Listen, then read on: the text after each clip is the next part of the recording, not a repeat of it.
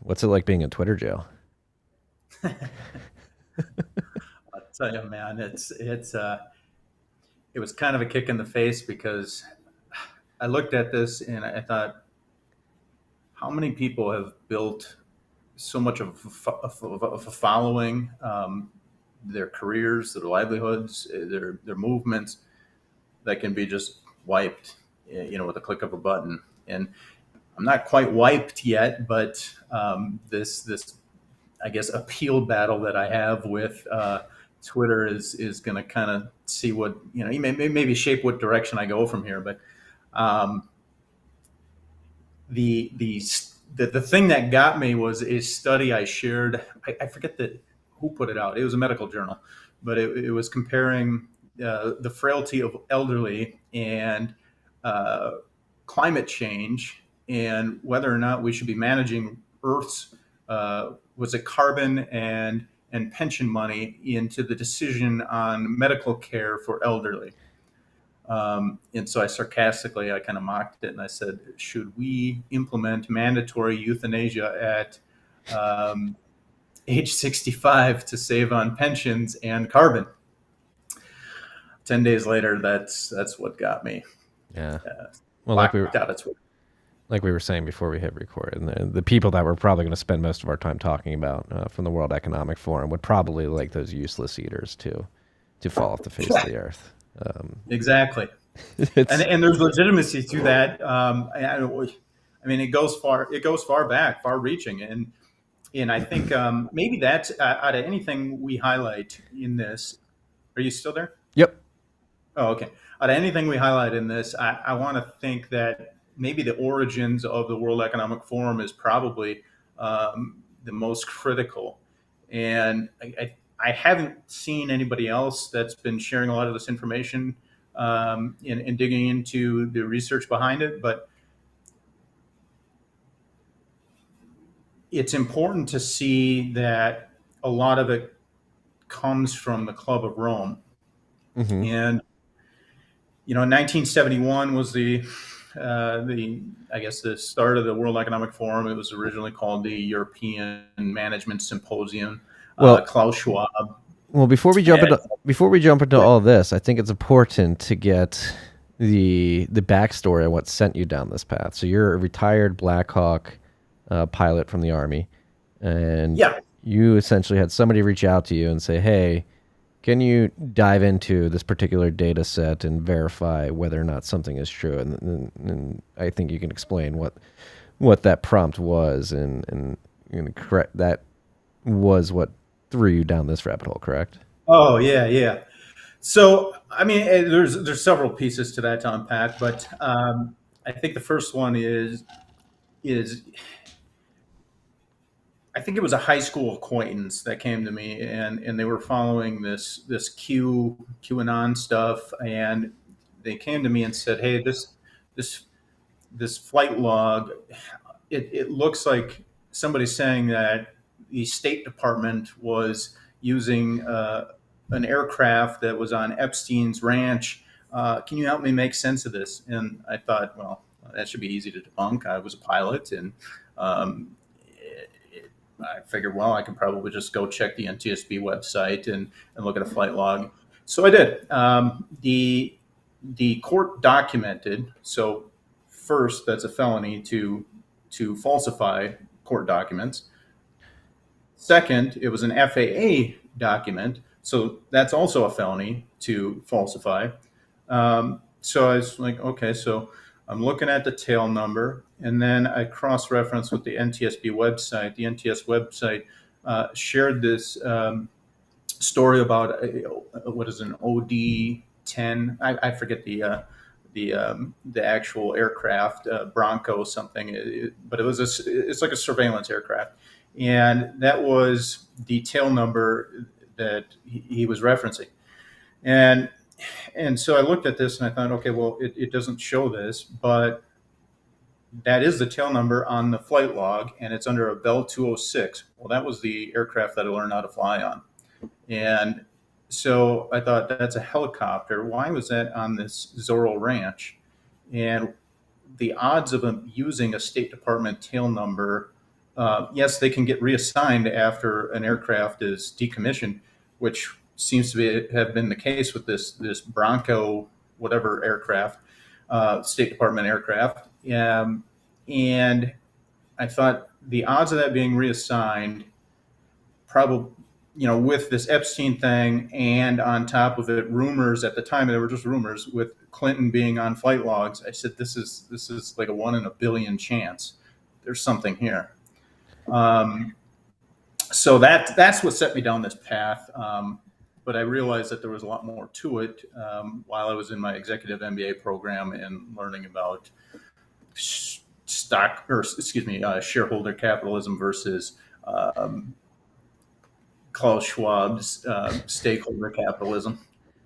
And so I went into the history on a lot of the two, where Epstein's, Maxwell's, Robert Maxwell brought me down to the origins of World Economic Forum, and how these people's ideologies kind of play into the genesis of all of this. Yeah, and to be clear, a friend who was interested in the QAnon stuff sent you down this rabbit hole, but I think before we hit record, you explained to me you don't believe the QAnon theory. Yeah, so I really haven't. I still don't have that pinpointed what it was. Maybe Operation Trust, something like that, which was used. What is that? It was the Bolshevik revolution. They kind of got people to trust in a plan, essentially, and it pacified their resistance, and so it maybe negated some of the power of any kind of resisting force against what they were trying to do. And some claim that's what this was. I don't know, but when you look at Q itself, the letter Q, that's a security clearance, compartmental security clearance. So I had a secret clearance.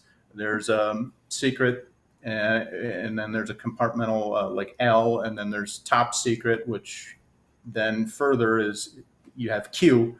Q falls under the Department of Energy, which sent me down further rabbit holes with this Epstein and Maxwell stuff, because there's a lot of science involved with that. And as you mentioned, you had Whitney Webb on here before.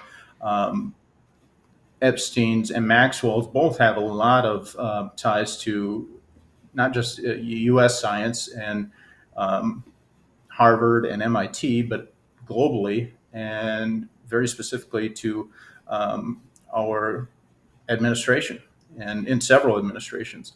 I found some stuff with Clinton's PCAST. I forget the acronym right now, President Council Advisory Science Technology, maybe. And then the OSTP, which is your Office of Science Technology Policy. And this fourth industrial revolution stuff being pushed by Klaus Schwab, there's a lot of tie-ins there. Go ahead. No, I was going to say, let's, so I think that's a good base setting for your research path that you've been on. Like you mentioned before I interrupted you to set the base, you were saying this goes all the way back to 1971, which is a funny year considering this is a Bitcoin podcast and Bitcoiners are fascinated with the year 1971 because that was the year Nixon ripped us off, officially completely off the gold standard. And many Bitcoiners would argue that is when we became completely disconnected from reality from a monetary perspective. And that has had negative externalities throughout society over the course of the last 5+ decades, since the 51 years now, which is hard to think it's been that long. But there's other things going on in that era, mainly, coincidentally enough, the Klaus Schwab, at the age 33, I believe, starting the World Economic Forum. Yeah, and it's funny, you mentioned Nixon, but then Kissinger is kind of one of the key roles in that gold standard and setting up the petrodollar with the Sauds. Kissinger actually played a huge role with Epstein. And I think that it's probably all the way back with Robert Maxwell as well. And that's the area I've really been trying to explore. But Kissinger with was it Google's what's his name, Eric Eric Schmidt, Schmidt. on Trilateral Commission. They had Epstein on there for 12 years, and I'm sorry, people, but if you have Ivy League billionaires connected to all of these different things, at some point you have to ask yourself, okay, were they all just naive? Are they inept? I just don't buy that. And, I've put together extensive research on why I think that it's not ineptitude and it's actually malevolence. And, Kissinger ties back to a lot of these things. And, it's actually just within, the past week or so is kind of where I think I made the final tie in on that. But it's a Fabian ideology. Are you familiar with the Fabians versus the Marxists? I have had Fabian ideology versus Marxist ideology explained to me, but for anybody out there who Okay. may be unaware it's listening, why don't we jump into Yeah. it? So Marxists, they believe in the revolution by like direct action, revolutions, uprisings. Probably what you can consider, some of what the Black Lives Matter and Antifa type stuff was doing. Whereas Fabian society had more of a subversive, quiet and long-term planning, injecting themselves into positions of power and authority, government, and infiltrating, as opposed to direct, revolutions. So their intention was to get people in roles and positions that could make these changes without people necessarily knowing what's happening. And I think that that's probably more where some of the Epstein and Maxwell stuff traces back. The Club of Rome.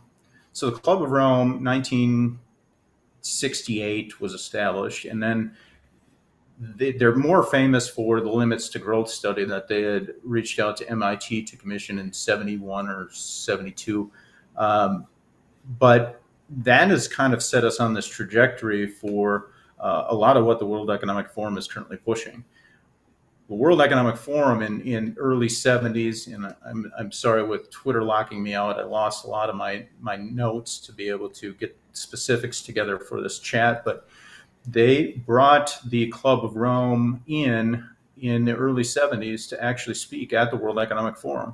So the very founding of the World Economic Forum brought in the Club of Rome. And Maurice Strong, who was later the Undersecretary General for the UN, was part of the founding of the World Economic Forum. Maurice Strong was a Club of Rome guy. So before we go any further, can we describe the Club of Rome? Like what's its, why was it created? Who's a part of it? What's their intention for being? So there's documentation that says it's a Rockefeller organization. I haven't found direct funding on Rockefeller being the backer of it. There was, maybe if you look through some, like trusts and filtering money, you can make that argument. I don't know. I don't think it's necessary to argue that. More so that you can look at some of the people that are involved and you can grasp their ideologies and compare it to what Club of Rome states. But you can look at like Al Gore, Bill Clinton, Gorbachev, Bill Gates, Ted Turner. All of these people are Club of Rome. And I think one of the triggering things that got me into diving into this was I found a video of Ted Turner saying climate change is a symptom of overpopulation. Too many people using too much stuff. And it made me start looking into it. Why is he saying that? Well, Dennis Miller, I think it was. I forget his name, but he was one of the authors of the Limits to Growth. And Limits to Growth, in simple form, looked at Earth finite resources, oil, energy is kind of what I boil it down to, versus overpopulation. And they had projected at some point there was going to be a calamitous action ending, or humanity ending event where the finite resources would be used up and people would turn into death, destruction, cannibalism, and chaos. And so they felt it was incumbent upon them to bring about change to manage this over time, as opposed to letting it get to that point. And I think that's where a lot of the centrally planning of the World Economic Forum with inclusive capitalism, stakeholder capitalism, the fourth industrial revolution, what their intent is to manage all inputs and outputs and resources of the global economy in their hands to make sure that this event doesn't occur. Yeah. So around this time too, it was the meme of peak oil came to be. Obviously, climate change has been a big narrative and a big sort of topic that is used to scare people into using less resources, and it does seem to become very popular around that point in time. All these power players, if you will, seem to be either eugenicists or Malthusians. They think that humans are bad and that we need to reduce the population to ensure that the Earth survives. And regardless of those ideas, peak oil hasn't happened yet. We're still pulling oil out of the ground in massive quantities, and demand continues to rise. And we're still finding it. And same with natural gas. We have the ability to harness nuclear in better ways than we ever have throughout human history. And along the last 50 years as well, we've obviously had a population explosion into around 8 billion people. And it seems that these people had these theses 50 years ago, and they're clinging to it despite the fact that their thesis has been proven to be pretty wrong throughout the way. And now, Yeah, and it's actually, when you said that about nuclear, it triggered another thought. One of the authors, John Holdren, of Limits to Growth, actually was on the CFIUS committee for the signing off of Uranium One. So if you think about nuclear as a solution for this, why aren't we using nuclear power for so many of these things? And I think that was kind of one of the eye openers for me, because I invested in uranium for quite some time and got kicked in the face and beaten for it. But and now it's finally taken off. But yeah, I thought that was a contradictory action, because if you believe in nuclear power as, hey, this can solve a lot of our environmental issues, our limits on resources. Here's the way to unleash a lot of energy. Nuclear would be the way to go. So why would you sign off on that deal? yeah. And here in the United States specifically, we've put together this nuclear regulatory body that hasn't allowed or okayed the construction of a new reactor in decades. We've seen the mass decommissioning of nuclear power generation in Europe and countries like Germany. France was starting down the path, but has decided to revert as it becomes clear that Germany doing it has led to disastrous results in terms of unreliable electricity production, and the electricity that is being produced is extremely expensive. And it is odd, considering the ability we have today as humans to harness this stuff, that we just don't do it. Like, are these people really worried about the planet and resources, or are they control freaks over the useless eaters, as I forget who exactly. I think maybe it was George Soros who referred to the masses as useless eaters. There's a quote by the Fabian Society that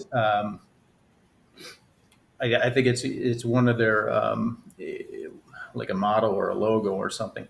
But it said, "Dear love, couldst thou and I with fate conspire to grasp this sorry scheme of things entire? Would we not shatter it to bits and then remold it to the heart's desire?" And so it's funny, I shared on Twitter the movie Fifth Element.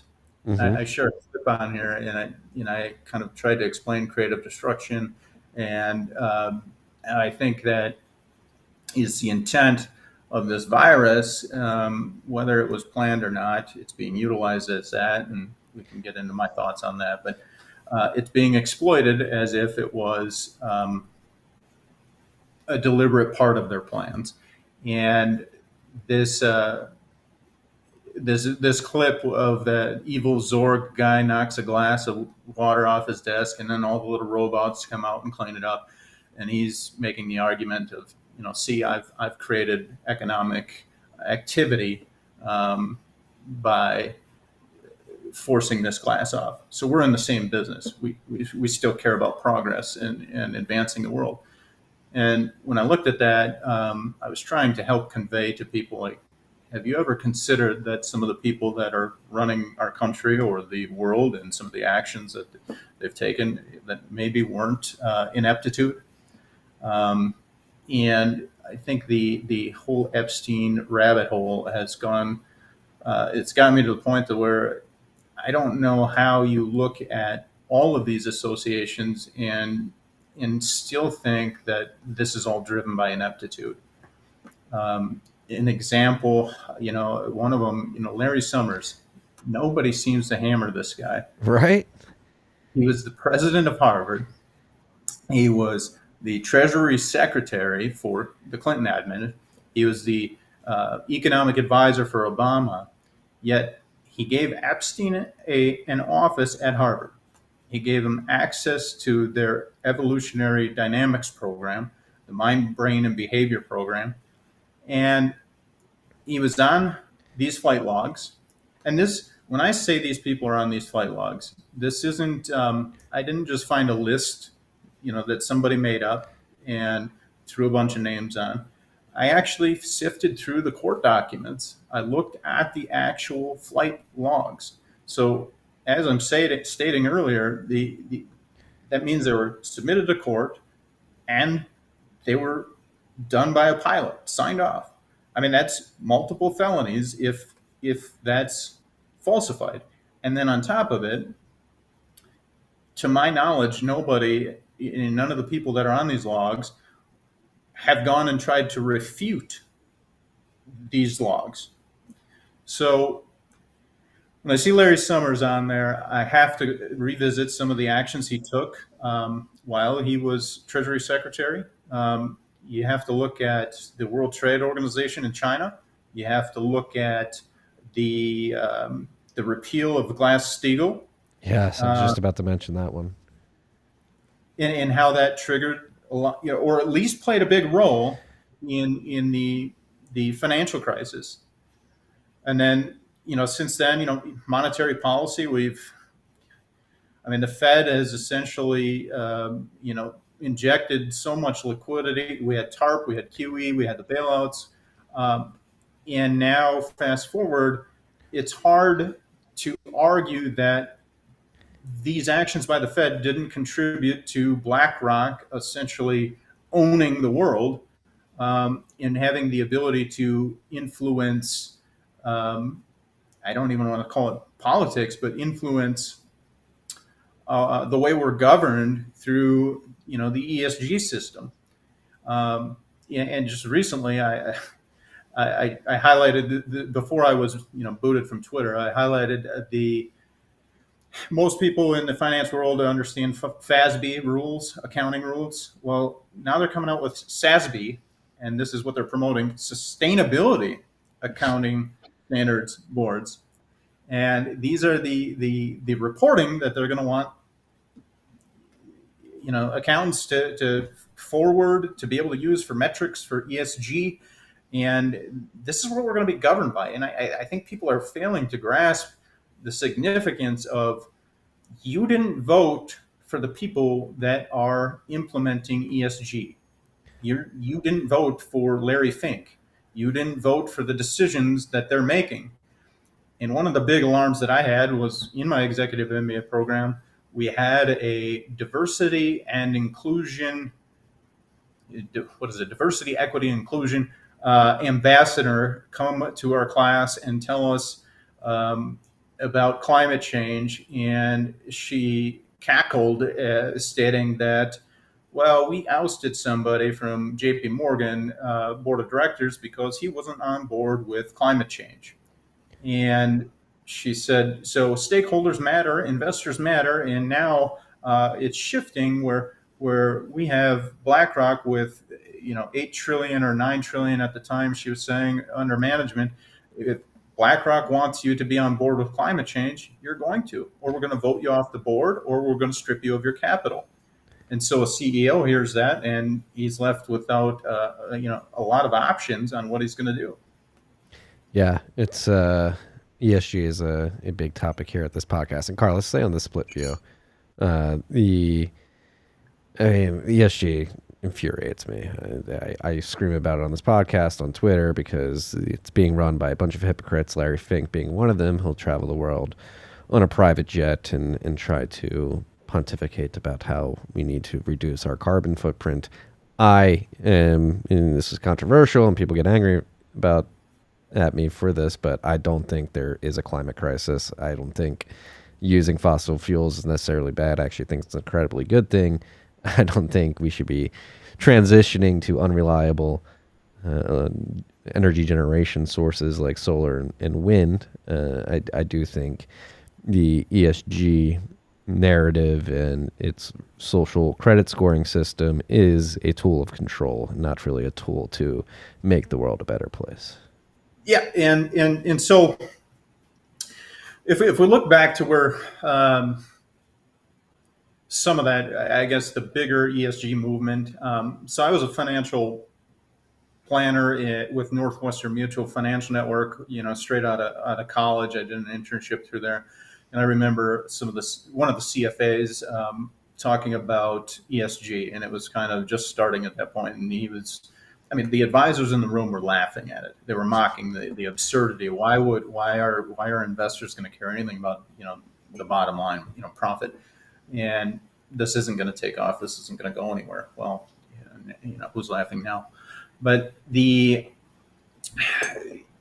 reason why ESG, if you look at Lynn Rothschild, who has been pushing inclusive capitalism, and the World Economic Forum has adopted this as part of their agenda.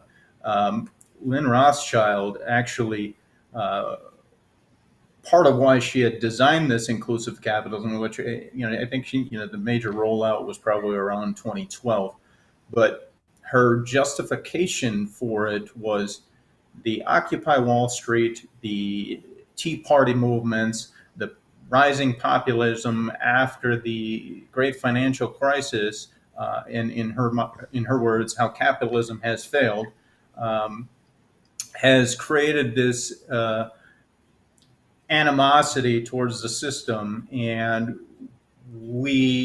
it's unfair. So essentially, what she did was created the means to feed these people identity politics. Black Lives Matter. If you look at the Google trends starting in that time frame, that's when it really took off.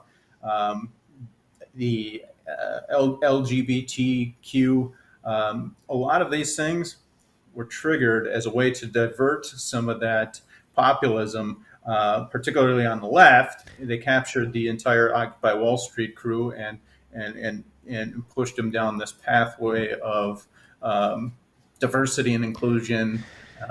Yeah, don't look at the banks.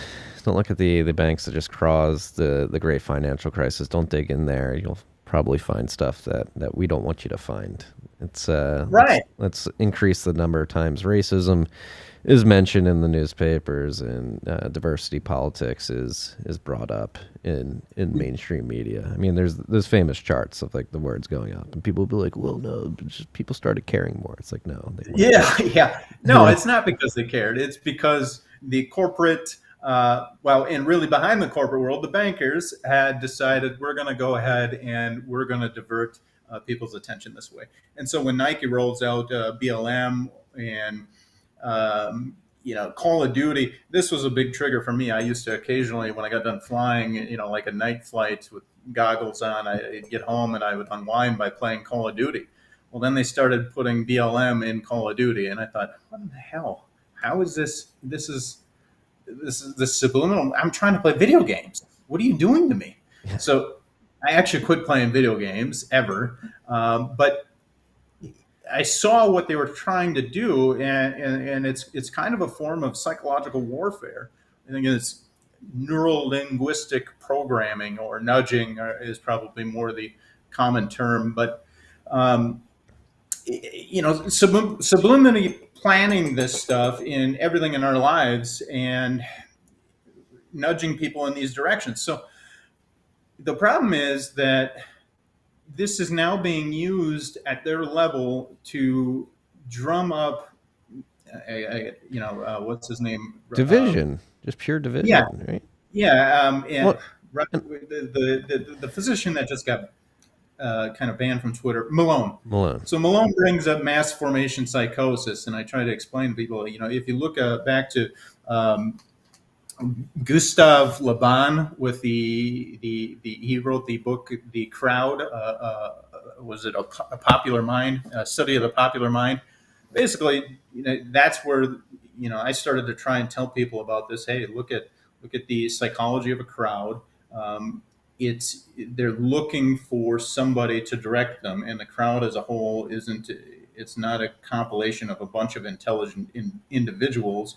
It kind of takes its own mind, and it looks to this leader, despot, like, for example, the World Economic Forum, to drive this. And the World Economic Forum had both this CRT Kendi Ibrahim guy as a young global leader, and the co-founder of Black Lives Matter, Alicia Garza.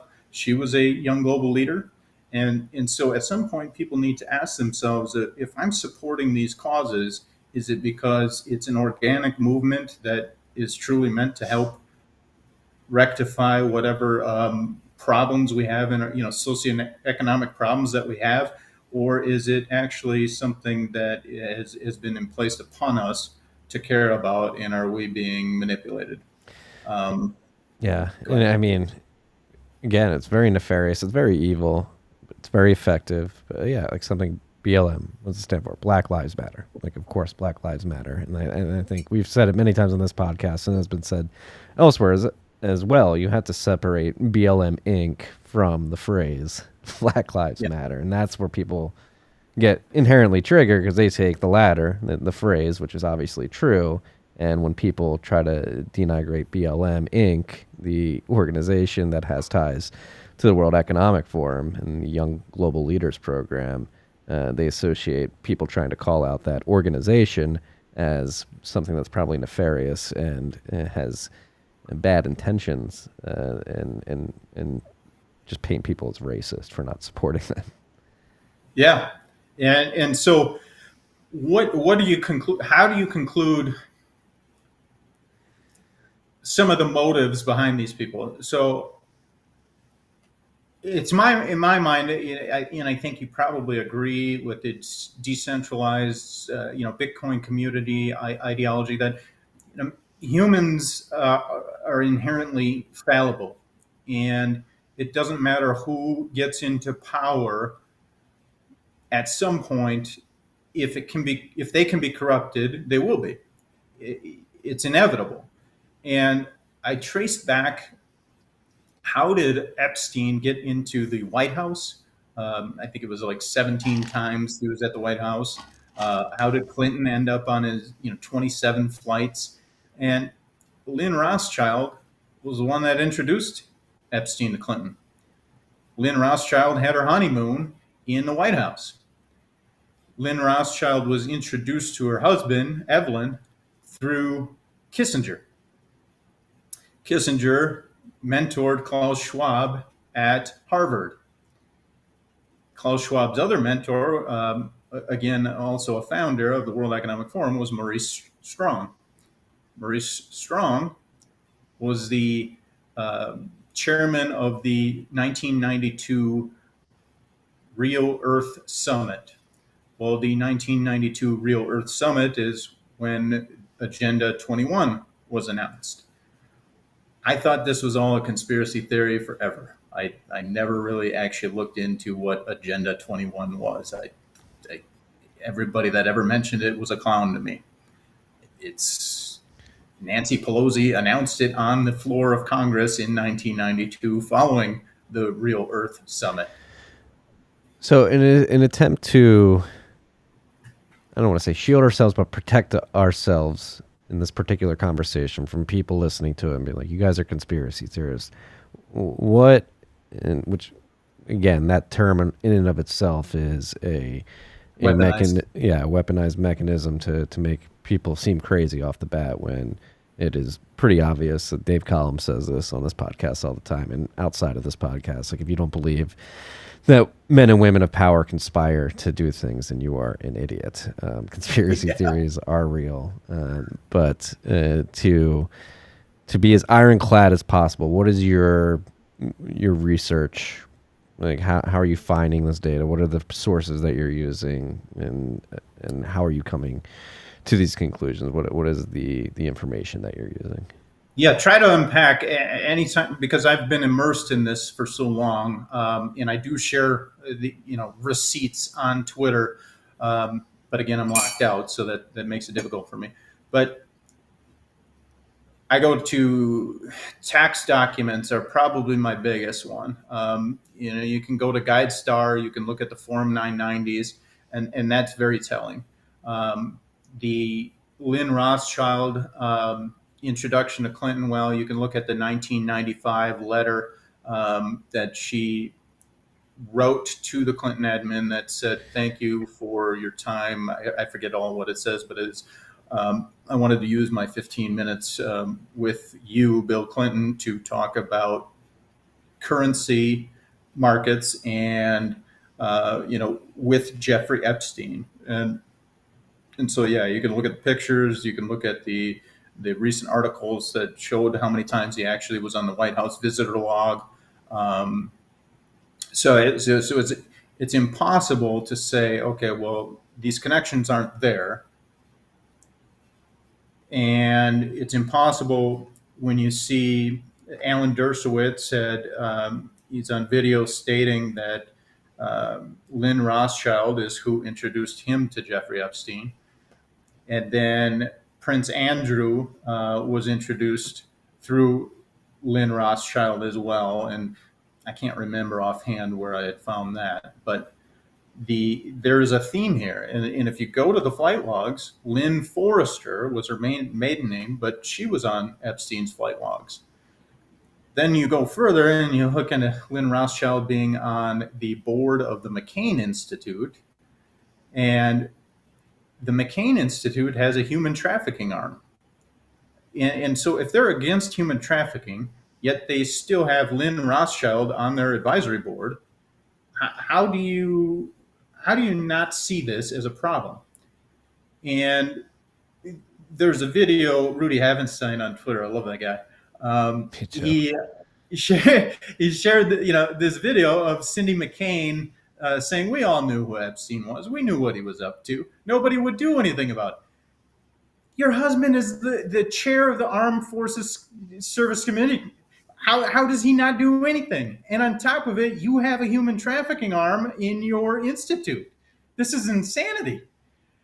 Well, the McCain Institute is also paired with ASU, which is where I got my grad degree. And ASU, this is where things kind of get even more crazy. ASU chairman Michael Crow President Michael Crow is chairman of In-Q-Tel.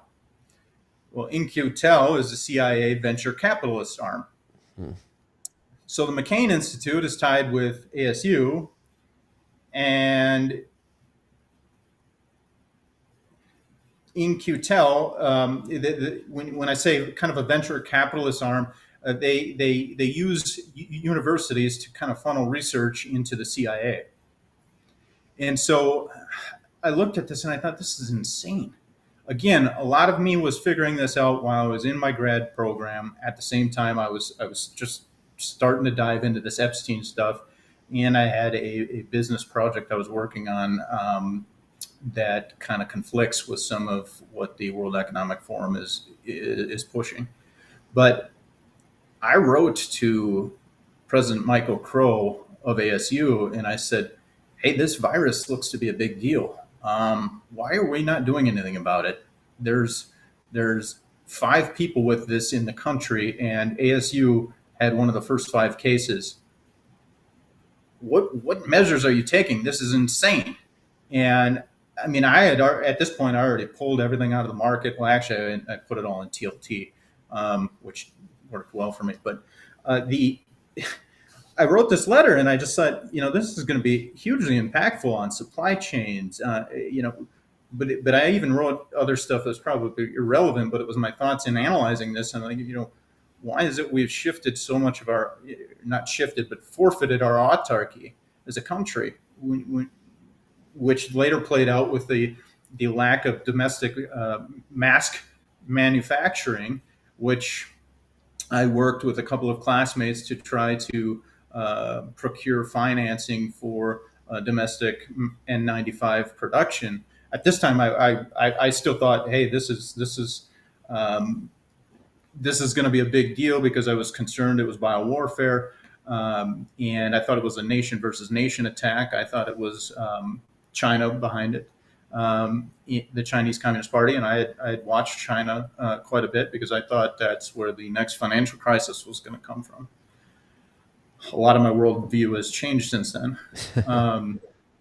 Same. And, I was in a very similar mindset as well. okay. Yeah, and so I wrote this letter, and I got kind of a cheap, generic thank you, and that was it. And I had talked to the head of my program about it, and he said, "Where are you getting your intel?" With the most dead serious question ever. And I just thought it was odd that he asked me that. But I think, at the time, there's 5 physicians in the program. So it was an executive MBA with a healthcare emphasis. And the physicians were all like, "Get your flu shot. You're a lunatic." Well, later in the program, I became the class oracle, because I was able to, project all this. But now I'm the conspiracy theorist again, so it's okay. Full circle. Yeah. So when I saw, Trump had given this speech at the UN, or Davos, I think it was Davos, but he essentially said, it's my pinned tweet on Twitter. It starts off with a thread of kind of where my thinking had progressed onto what is actually happening.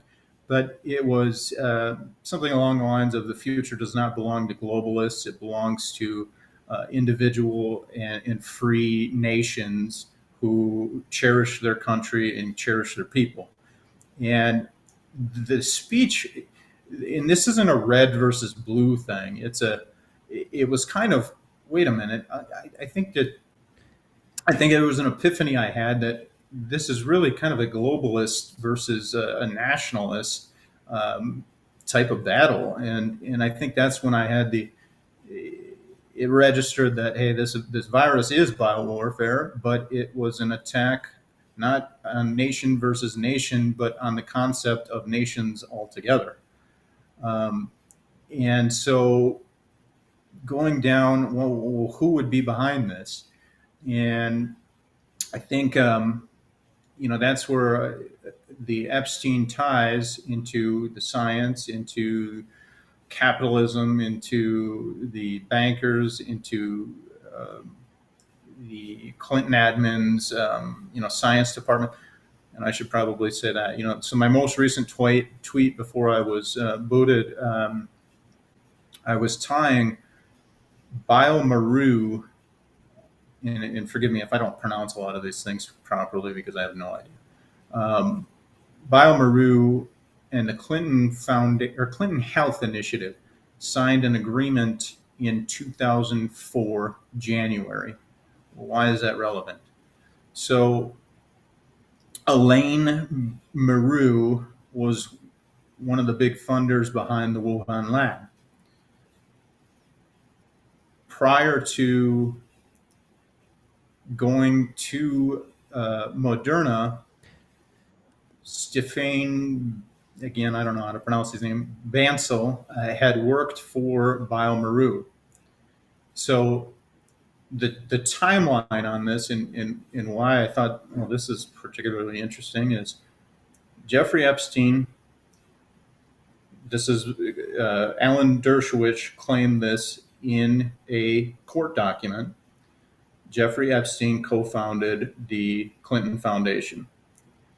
After that, in 2000, Bill Clinton announced that they had discovered the God gene, I think it is how he described it. I actually kept this in front of me just so I could try and say exactly what he said. Today, we are learning the language in which God created life. It will revolutionize the diagnosis, prevention, and treatment of most, if not all, human diseases. They called it the most important, most wondrous map ever produced by humankind. And so that was in 2000. Well, 2003, November, Clinton, Epstein, Ira Magaziner, which was the manager for the Clinton Health Initiative, all flew to Beijing. 2 months, or not even full 2 months, I think it was 6 weeks later, is when the BioMaru and the Clinton Foundation signed an agreement, a partnership, and it had an emphasis on HIV. Fast forward to 2007, that's when Stephen Bancel was brought on board to BioMaru. He then left for Moderna in like 2011 timeframe. At Moderna, 2011, 2012 timeframe is when DARPA started funding Moderna. 2016, there's an article through STAT that said that Moderna has through this kind of secret research, has come up with the ability for mRNA to cure any disease. And it would take multiple injections over multiple years to transform these proteins to solve these diseases. And it could be applied to any disease. And so fast forward to now, well, this Elaine Maru guy had funded the Wuhan lab. Bancel worked for him. And again, you tie that back to, is it related? Maybe not, but it's highly suspicious how much the Clinton Foundation, the Gates Foundation were intertwined. And now you trace this. So I think it's something people need to be aware of, and they need to look further into it. But I think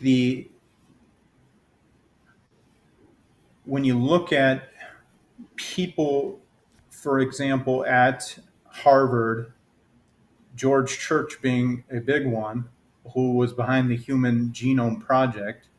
He was also behind 23andMe, and he was involved with Epstein at Harvard. You have to wonder, what is the morality behind these people? What kind of what parameters were they working within? If you have DARPA scientists involved with Epstein, who's behind all of this? How could they be incentivized? Go ahead. No. I mean, it's just like, what are the chances that all these people are intermingled and are touching so many pivotal parts of this COVID equation? Like Wuhan lab, Moderna. I mean, and Moderna too, like Whitney's come on here, like Moderna was just like a shell company essentially that wasn't really producing anything. It's in a voila, like showed up and COVID saved its business as it produced this mRNA vaccine. And, Yeah. And so I also looked at, okay, what could Epstein have been? In There's a lot of emphasis from, the media will touch on the human trafficking piece, the pedophilia piece, probably less so on the human trafficking piece. It's more on the pedophilia piece. But they somehow leave out that these people were trafficked to somebody. They somehow leave out all of the science and um, national security. That was a big eye opener for me. Sandy Berger, however you pronounce his name, was Clinton's national security advisor. He was on Epstein's flight logs. So if you think the NSA, Snowden, and you think of how much they have access to every piece of data about you and everything. If you think Clinton's NSA advisor was on Epstein's plane, you have to think everything in our government, everything in our institution after that could potentially be compromised. Because even an election, how can you not consider that these things are manipulated now that you know this connection was made? And so, yeah, go ahead. I mean, it's almost too grand of a scale for people to believe it. Like, no, it can't be true. Like, the government can't be fully entrenched with these types of people working against us. They're supposed to be our friend. Yeah, well, I don't, and that's something I would like to emphasize is, so I'm roughly fifth generation military. I really took the oath to the Constitution thing seriously. Uh, if I were to align myself with somebody politically, it might be Ron Paul or Thomas Massey. I don't really jump hard into herds of one sort or another, but I think that the wars that we're involved in are against what our founders intended. If you look back to like the late 1700s, and I'm sure you're aware that they were resistant to a central banking system. Mm-hmm. Well, they were also resistant to a standing federal army, and the two go together. When you understand that wars are not generally won by, some people will say, who has the greater finances, but it's really who can amass the resources in the more efficient manner. Because a small nation or a small, I guess, entity could win against a greater entity if they have better utilization of their resources, their logistics, their assets against the other one. And so banking and wars go hand in hand. And I mean, you can look at, Britain, and you can look at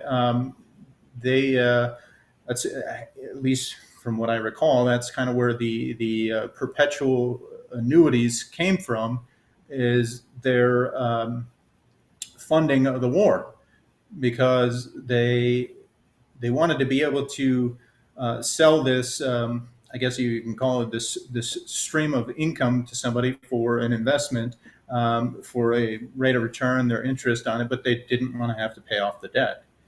And so when you look back to that, and now you compare it to our government, and you compare it to even our corporations, when a lot of the current returns in the market are based on the ability to leverage debt, and we have interest rates declining, that allows you to lever up more. Well, it's the same thing with our government. Our debt to GDP ratio kind of depends on our government's ability to continually take out debt. And sure, I think that can work until it doesn't. And That was my in my letter to Michael Crow. It was I addressed the topic of autarky because at some point in time, if we ever lose world reserve currency, we've now given up our manufacturing base to China. And it was evident when we couldn't make masks or ventilators that this is going to trickle into everything. So if the World Economic Forum, the IMF, if their direction they decide to go is changing that to maybe a neutral reserve currency, that's really going to screw the U.S. And I don't think a lot of people realize that, but I do think that there's the potential that the CBDC that they intend on going with is more of a supranational type of direction as opposed to a nation holding world reserve currency. Yeah, the CBDC world is a very morbid and depressing future to think about, and something that we should avoid at all costs. And for any of you freaks at home are wondering what the hell is autarky. Autarky is basically just when you focus on making sure that you can make as many goods as possible within your own borders, correct? Yeah, essentially being self-sustaining. Yeah, self-sustaining. And obviously the lockdowns and the supply chain crunch that happened globally really acutely highlighted that we are not self-sustaining. And it seems like, again, it seems like the intention is to make us less and less self-reliant. So I like to focus on energy. It's been a main focus of mine for many years now, because it truly infuriates me that we have the incredible potential to be energy independent here in the United States. And you could argue at one point, beginning of Trump's presidency, we were energy independent with the ability to pull oil and gas out of the ground via the shale revolution here in the United States. And we have completely been shooting ourselves in the foot time and time again, and making ourselves less energy dependent and more dependent on oil from South America or coal from China or whatever it may be. Yeah, actually, that's kind of more when people claim that Trump is entirely involved in this. I don't hold strong feelings one way or another, but as an objective analysis, trying to figure out, well, is he or is he not? I don't know, but I will say that his domestic energy production and his pulling from the Paris Climate Accords were two integral, methods of fighting back to whatever this World Economic Forum and Great Reset agendas push. Because without relying on other nations for oil and energy, and without the Paris Accords, a lot of this ESG stuff falls apart.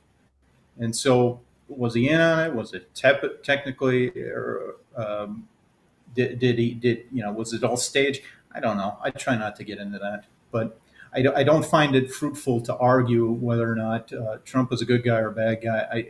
I think all politicians, I think all people in power have the potential to be corrupted. I think he's got some of his own history with Epstein that the public needs to know and hash out. And to what extent, I don't even know yet. Yeah. That's right. Like, thinking objectively, like, I really liked his energy policy. I liked his get tough on China, because I do think we need to become less reliant on all of our shit here in the United States being imported from China mostly. And I really like the fact that he worked with TSMC to bring a chip foundry to Arizona, where you are now, because I think, again, that's another very centralized part of the global supply chain, and computers obviously have become extremely important in our modern society, and they will become more important moving forward. But then, like, also objectively started Operation Warp Speed, which led us to this hastily rolled out vaccine operation, whatever you want to call it, that seems to be going pretty badly awry. Depending on who you talk to. I mean, if you look into it, it doesn't seem to be working quite well. And could potentially have some adverse effects. But yeah, objectively, like there were some good things, there were some bad things, but like you said, like don't get bogged down whether or not he was a good or bad individual. I think we should focus on the incentives of the system that these people are working within. Yes, and that was another thing that was evident to me in this executive MBA program was we had we had multiple executives come in and talk, and one of them I could tell was his heart was probably more towards a patriotic, you know, American, and he was stating, "Well, I don't really have a choice to be, in order to stay competitive, I need to use China." And I just thought, that's where people need to look back at the incentive structures that were set up to force these things. And so we go back to Clinton admin, we go back to Kissinger, Nixon, and setting up the World Trade Organization, the most favored nation status. And, we were sold on this. We're going to bring democracy to China, but instead we're importing their totalitarianism. And you get people like Larry Fink of BlackRock, who is saying markets prefer totalitarianism. Right. They, markets are democracy is messy.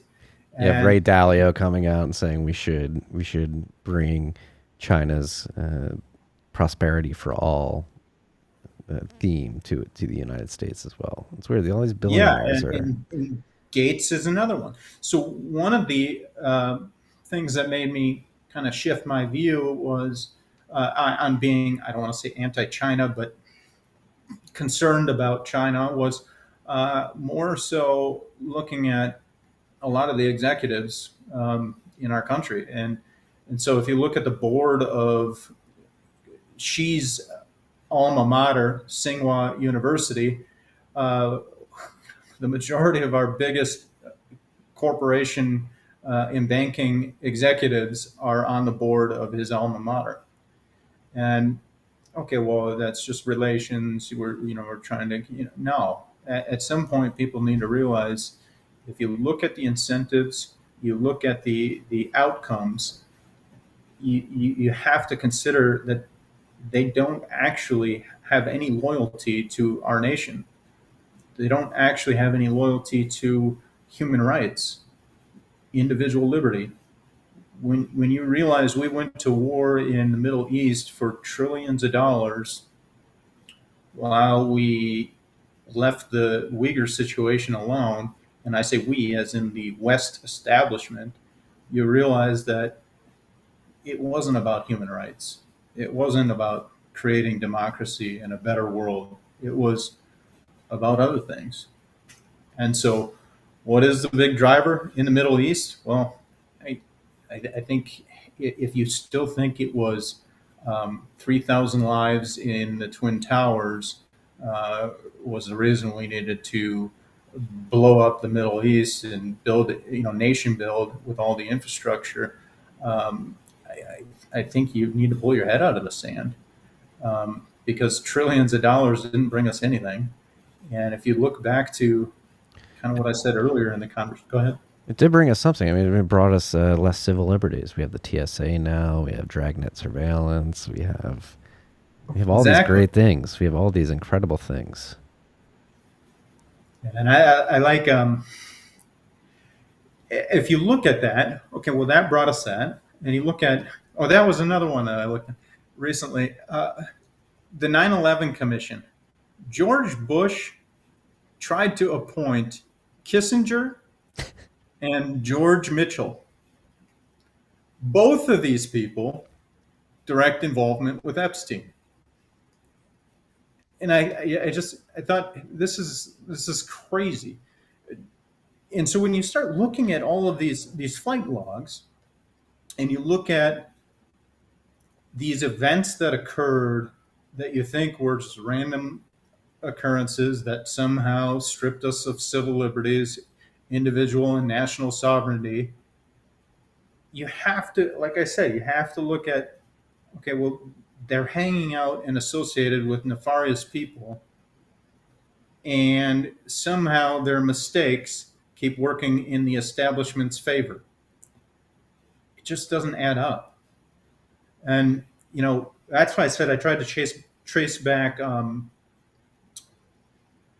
through the generations. If you look, so you have Isabel Maxwell, Ghislaine's sister, who's on the technology pioneer for the World Economic Forum. You have Ghislaine Maxwell, who had this Terramar program or project. Well, one of the guys on that, Larry Coben, who was in Obama's Department of Homeland Security, was one of the founders of this project. How the hell does that happen? And he's a Harvard attorney. He's the director of NRG Corporation. He's into archaeology and climate change. And you look at so many of these UN SDG type of policies and buzzwords, and you start tracing these ties. Well, that Terramar project saved the oceans.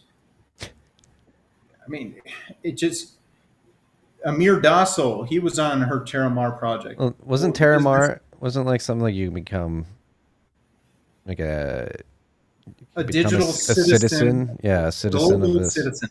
Yeah. Yes. And so when you look at that too, so now we're pushing this digital ID thing with the Vax ID, which is pushed through the World Health Organization. So that'll be a global digital passport.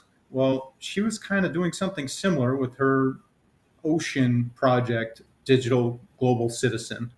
And so she had Amir Dassel on this board. Well, Amir Dassel he has his own nonprofit called the Global Partnerships Forum. Well, the UN uses Amir Dassel to manage some of the COVID technology program stuff. Amir Dassel also was the guy that managed Ted Turner's $1 billion donation to the UN. So when I see that, I think, okay, maybe these are coincidences. Well, then I also see that Amir Dassel was on the board of the Humpty Dumpty Institute with about 40 Democrats, and Mark Epstein, Jeffrey's brother, was also on this board. So this guy is tied to both Jeffrey Epstein's brother and tied to Ghislaine's Terramar, and he's one of the high up guys at the UN. So this is, again, kind of what started me down the path of, okay, well, there's a lot of UN involvement with the Epstein's and Maxwell stuff.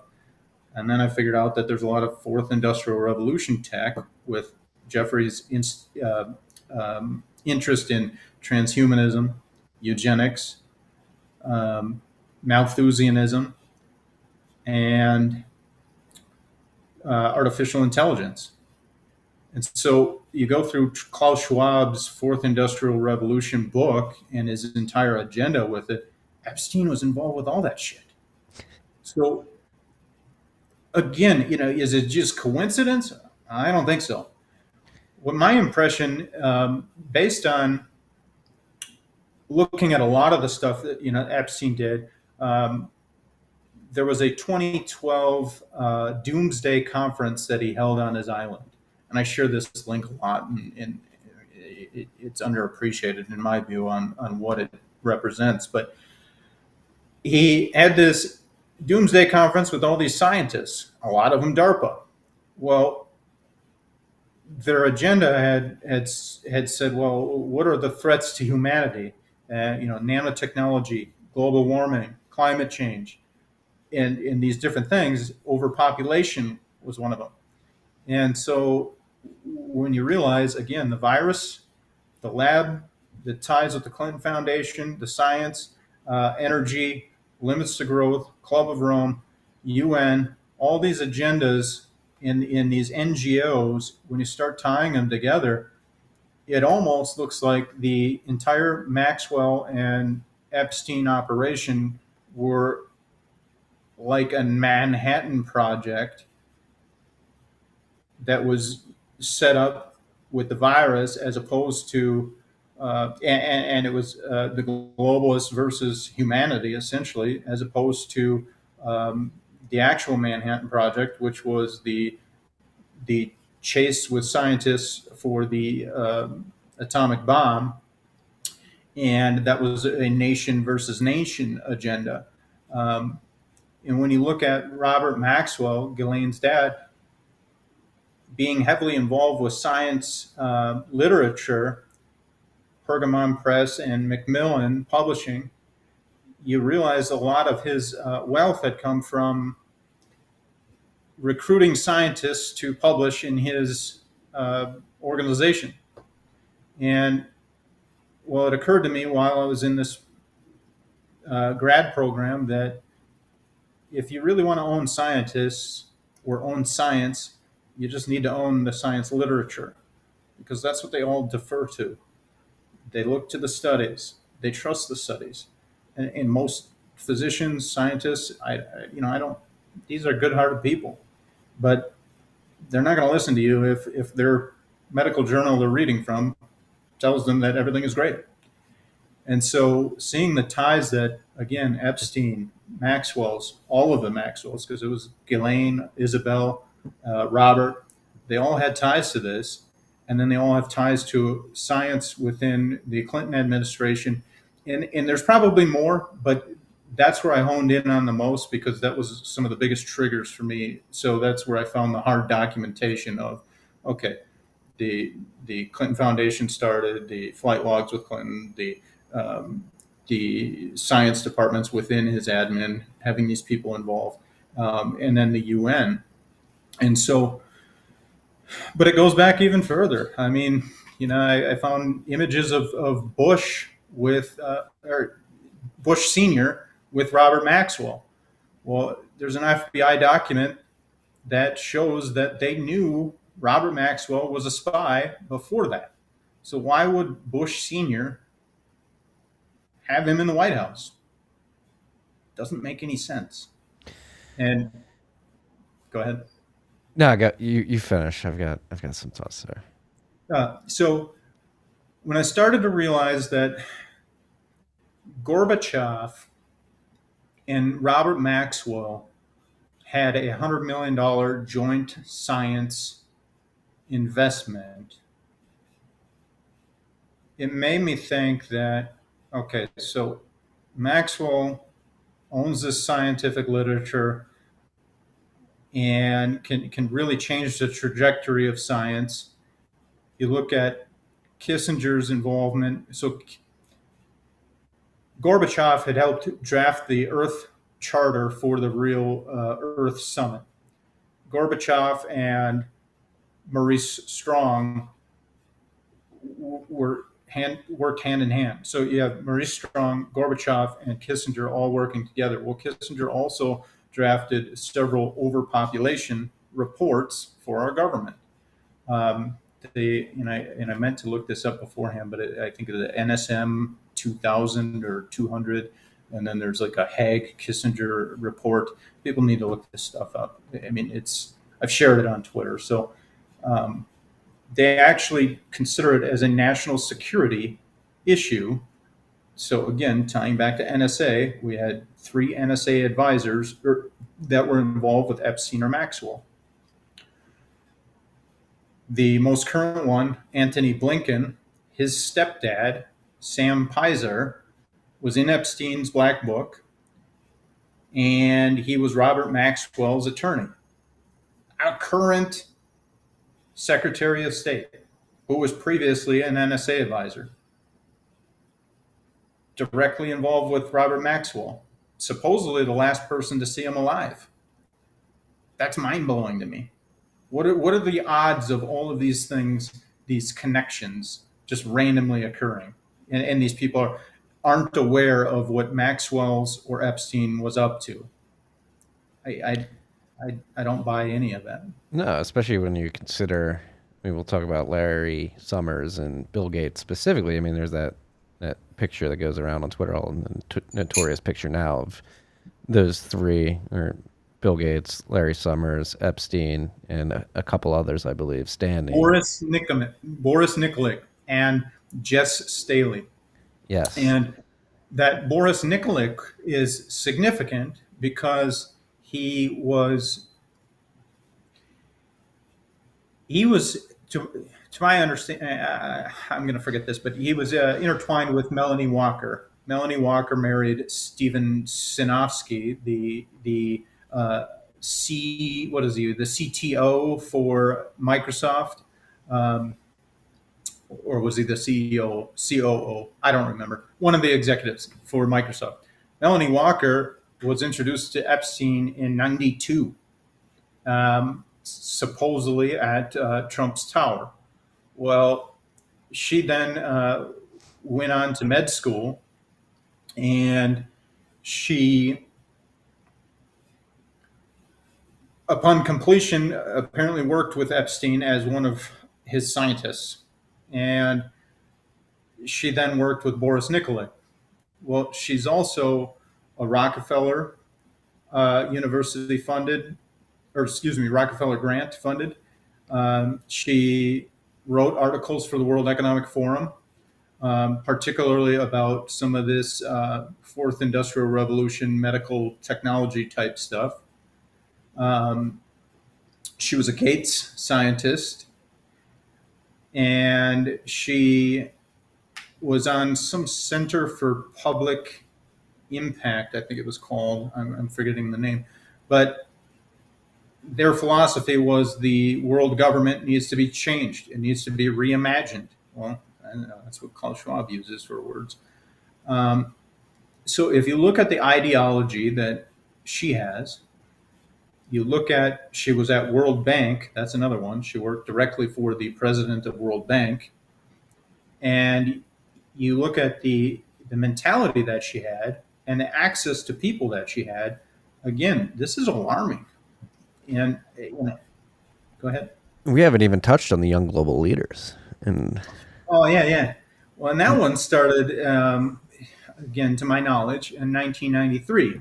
And so you look at some of the people that went through the Young Global Leader program. I think it was first called like Global Leaders of Tomorrow, but it was, a lot of the I think all of the G7 leaders are all. Macron, Merkel, uh, Trudeau, Jacinda. Yeah. Um, well, I don't think. Well, I never found confirmation if Justin Trudeau was, but his dad was a Club of Rome guy. Fidel And Castro? yeah, well, I mean, if people, I try to His encourage people to dad look was a into. Club of Rome guy. Yeah, I try to encourage people to look into Pierre Trudeau, because Pierre, it should be just as alarming. He was a Club of Rome guy. And so if he had this mentality, again, managing Earth's finite resources with all the inputs and outputs of the global economy, and you think back to, like, how did communism fail in the past? Well, a lot of it failed because they didn't have the ability, or in their mind, didn't have the ability to track and manage perfectly all inputs and outputs in the economy. Well, what is Schwab and cronies trying to implement? The ability to do this. And a guy that's been writing on this, kind of alarmist, for quite some time is Patrick Wood. He wrote a book called Stop Technocracy. It's probably something that should get a little more light than it does, because he's up to speed on a lot of this stuff. But this technocratic mindset is, it's got decades and decades of history. But going back to the young global leader thing, um, that was, if you look at, like I said earlier, Kendi Ibrahim for critical race theory, Alicia Garza, uh, Black Lives Matter co-founder. You have Dan Crenshaw, which, they wiped him from that site. Is it because he allegedly wasn't involved, and so he requested that they take him down? That was the story I had heard. I don't buy it. Particularly when he's on video saying, that's, as soon as you start talking about a cabal, that, you sound like a conspiracy theorist, this evil cabal. I don't buy that. And I'm not really interested in what the World Economic Forum really does in this Great Reset thing. I looked at their website, and oh, that's what you're talking about. Bullshit, dude. I don't buy your eye patch fucking hero bullshit anymore. I'm so mad at that guy. Hey, he's got an eye patch. Okay, take it Yeah, easy on him. yeah, great. With his background, he has the ability and fiduciary responsibility to actually research this stuff and understand it on behalf of his constituency, and he hasn't. And that I don't buy that. That's bogus. And if he went through their program, which again, I don't have all the specifics on it, but I understand it's about a 5-year program. It's virtually impossible for him to not grasp what's actually happening, which means he's a traitor. I don't know how else to put it. Well, let's run with the assumption, and I think we would both agree that it probably is true that all this interconnectedness, whether it be UN affiliated, global banking system affiliated, politically affiliated, web of nefarious people are acting in coordination to bring about a certain outcome on this planet that does not bode well for the common man, the average citizen who wants to live free and live as an individual and dictate the course of their lives in a grassroots fashion. What would you, or what do you believe is a solution to fighting back against these bad actors? If what we're describing is a scale that is almost incomprehensible to most people. Like, again, most people are going to look at this and be like, "No, it's not true," and it's just like a inability to believe that it could be true. Like, no, it couldn't be true. My whole life couldn't be run by this cabal of people that is working together to force certain outcomes on my life. I have control of my life. These people don't. It's not their problem. They're not causing these problems. Like, how do we? Because I do. I'll just say it. I think that these people are coordinating to bring about a global digital panopticon. I think it's pretty obvious. And they own the media. They own the banking system. They sit on many of the boards of many of the major corporations that are pushing ESG. I do think that they are fully entrenched in a lot of the institutions that run our world. What's our solution Yeah. there? So you mentioned a lot of things there. So you look at the media. Well, that was a rabbit hole I went down too. How could the founder of CNN donate $1 billion to the UN and have Ghislaine Maxwell's partner be the manager for it? I think time frames on there. Maybe he wasn't yet, but either way, it's still okay. Well, he's in this network, so it doesn't add up. And again, I go back to the Ted Turner. That's what it was on videos, essentially saying overpopulation and climate change. Too many people using too much stuff. I think he said we need 900 million people. We need to limit it to like 900 million people. Yeah, something like that. So you look at this mindset. Okay, do I think that the virus itself or the vaccine are meant to bring about the depopulation or population management? I don't, but I think it's laying the framework for that potential in the future. Whether it's they control our immune systems through periodic compulsory injections. When you look at how they want to manage the economy, they want to manage people's immune systems and human evolution in a similar manner. They think that they can affect all of this and control it. I vehemently disagree with everything that Bill Gates represents. I think he's a psychopath, and he unfortunately essentially owns the World Health Organization. He's, to any nation, he's the biggest donor. I think when Trump pulled out the U.S., I think he was the biggest donor. I'd have to look back and fact check that, but either way, massive influence. when you look into the media, so that was CNN. Additionally, CNN, Zucker, who was just ousted, his wife was pictured multiple times with Ghislaine. CNN had Ghislaine on their show. They had, Harvey Weinstein. They were quite involved with him. And so, and then there was that Tubin guy who got caught masturbating on Zoom or He's something. back. He's back. Yeah. Oh, yeah.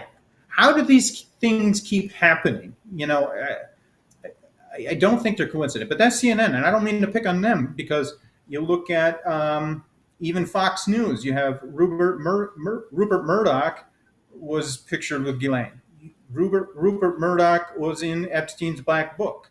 Robert Maxwell and Rupert Murdoch were kind of competitors. Maxwell apparently envied Murdoch and was trying to, I guess, compete with him. And so you look at, okay, well, media ties, government ties, finance, science. I mean, this guy was involved in everything. And you have to, again, you have to wonder, are our own FBI and CIA completely freaking inept? Are they incompetent that they couldn't see all this? No, I don't buy it. They were involved. And to what degree, I don't know.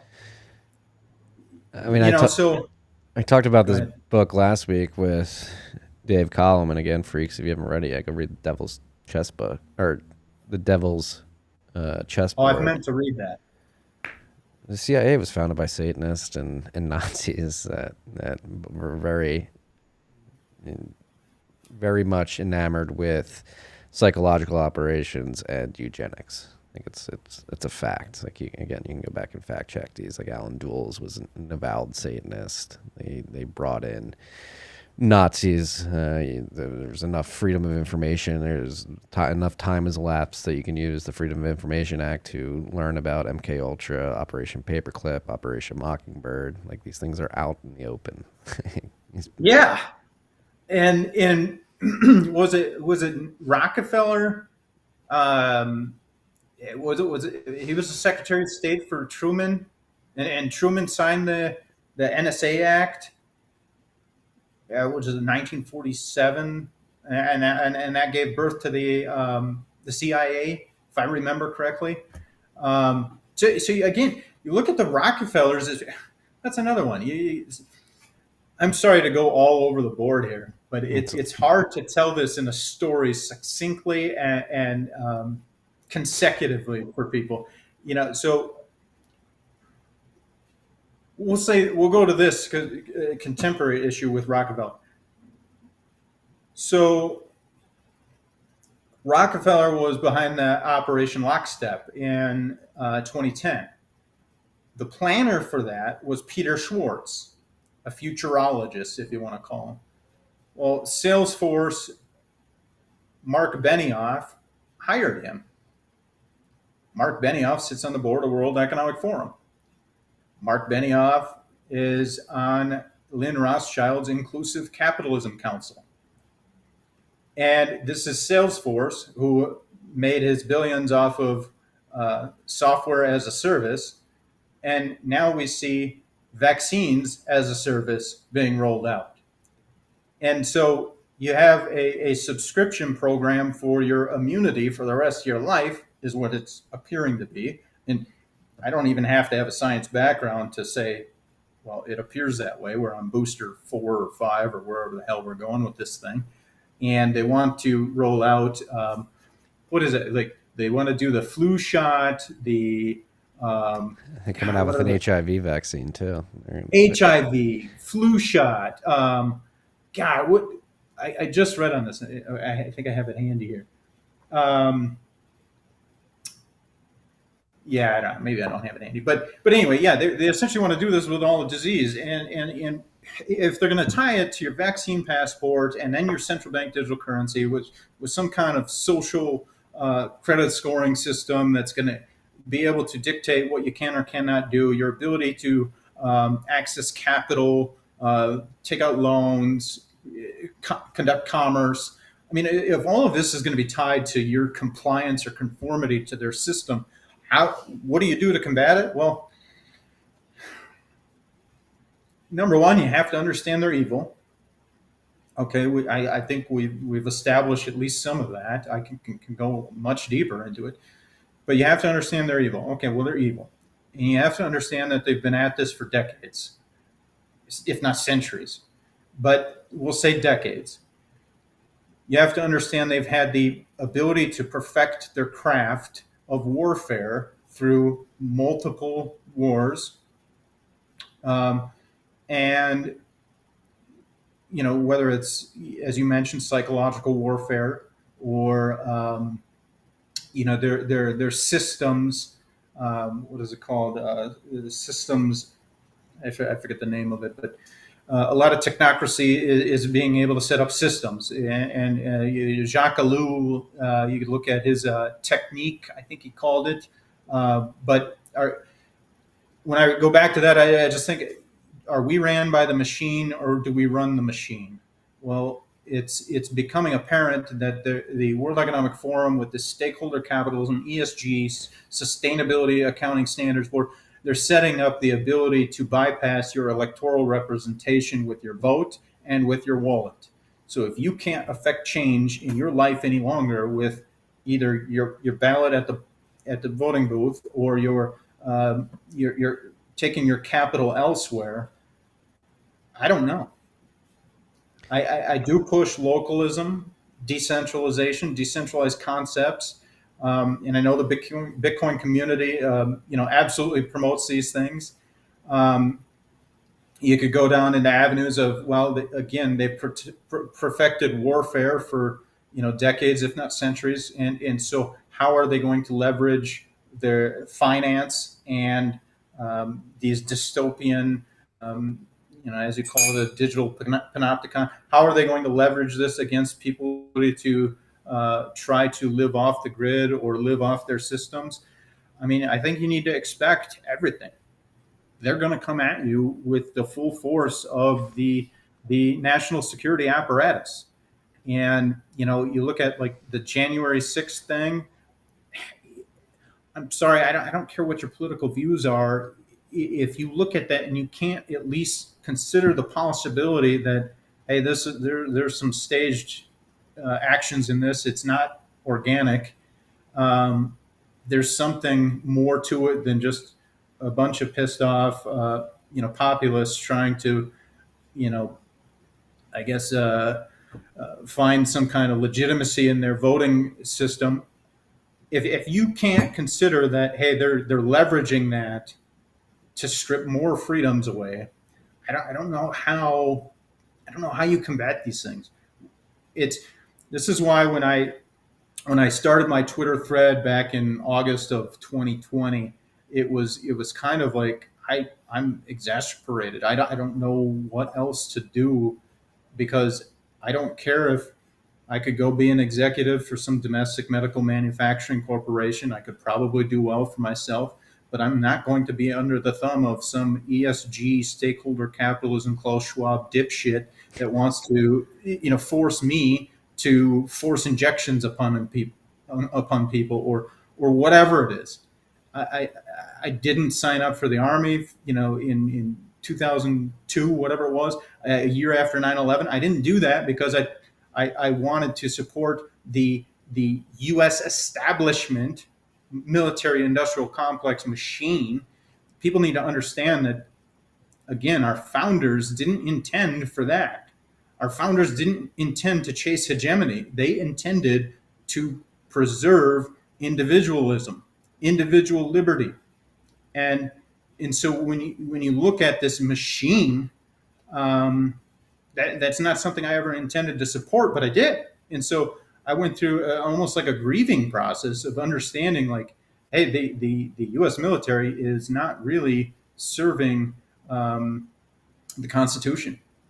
And so how do you attack these things? Well, as you stated in a long question, and you're getting back a long answer that's really not answering it, is the only thing I could think to do was start explaining this to people. And I thought, maybe people just need to understand it, at least understand the evil behind it to motivate them to do things like the truckers rally in Canada, which, going back to the Constitution, defending the Constitution, again, maybe it's insulting to some of my veteran friends, but the Canadian truckers have done more to defend the United States Constitution than any contemporary veteran. And that sounds insulting, but it's true, because they're fighting for individual liberty, your individual rights, your civil liberties, your ability to have your own autonomy, your own agency against this machine. And again, our founders didn't intend on having this machine. They were opposed to it. And so the machine is taken over, and it's running us as opposed to us running the machine. And Alul is the guy that kind of explains a lot of that. I'm a big 40,000 foot guy. I don't remember a lot of details about a lot of these books I read and in avenues I go down, but I try to look at my framing of the entire world. And I think that, given my time in the military and understanding how they structure your clearances, they do it in a manner of which you only get access to information you need to know at your level for the purpose you need to know it for. But they intentionally separate you from being able to understand the grander operation by separating your ability to know what the other guy is doing. And so when you look at that and everything that's occurring, well, the World Economic Forum right now is king of the castle.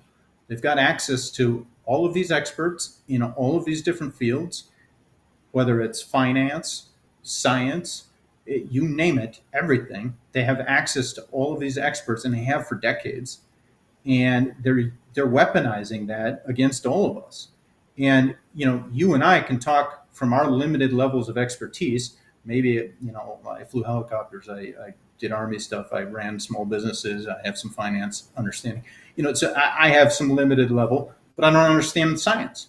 So I can't refute what the CDC is saying, other than I can find some inconsistencies in what they say, but I don't have the ability to do that. Well, Klaus Schwab and cronies, they have the ability to access all of this, and they have the ability to know all areas of all of this, and they can leverage that against all of us.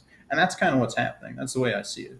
So I think the Bitcoin community, and I own Bitcoin, by the way, but and have since 17, which I also, when I started speaking about this stuff, I was SIM swapped.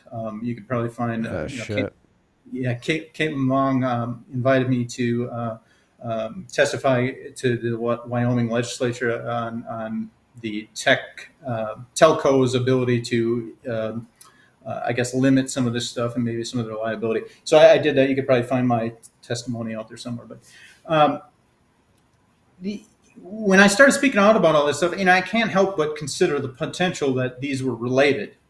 This SIM swap. Okay, well, the phone company tells me allegedly they had my driver's license. Well, that's bullshit. I never lost it. Okay, so if they didn't have my driver's license, they got access to this, and now they got my Apple ID and then my Google ID and then my Microsoft, and they went through the chain.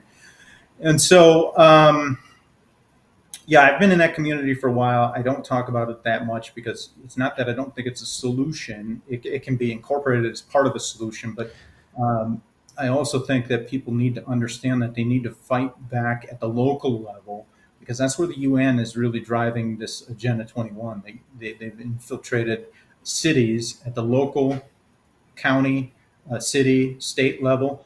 And that was because, again, my understanding is Congress has never actually signed on board with Agenda 21, but they bypass that by going directly to cities, city leaders, mayors. And this is something that the World Economic Forum has done as well. Even Phoenix mayor, I forget her name, but she was a young global leader. And so I think that it's imperative that people understand this. And, again, I went to Twitter because I was thinking, maybe I can link up with people that will be able to, use their ingenuity to come up with ways to fight back. I don't know. I do have, as I mentioned before we started recording, I have a few ideas, but and at some points, when I find the right people within probably the decentralized, blockchain, crypto, Bitcoin community, that we can help come up with ways. I don't know, but I think you have to expect, they're going to come after Bitcoin with either like a unrealized capitalized gains tax, AML, KYC. They're going to track everything. What are the? I appreciate that there are efforts. People are fighting some of the ways already and anticipating some of the ways that I think the national security apparatus, the Fed, the Blackhawks, the WEF, that they're going to be trying to fight. But it is going to be a fight, and we went from nation versus nation, red versus blue, all of these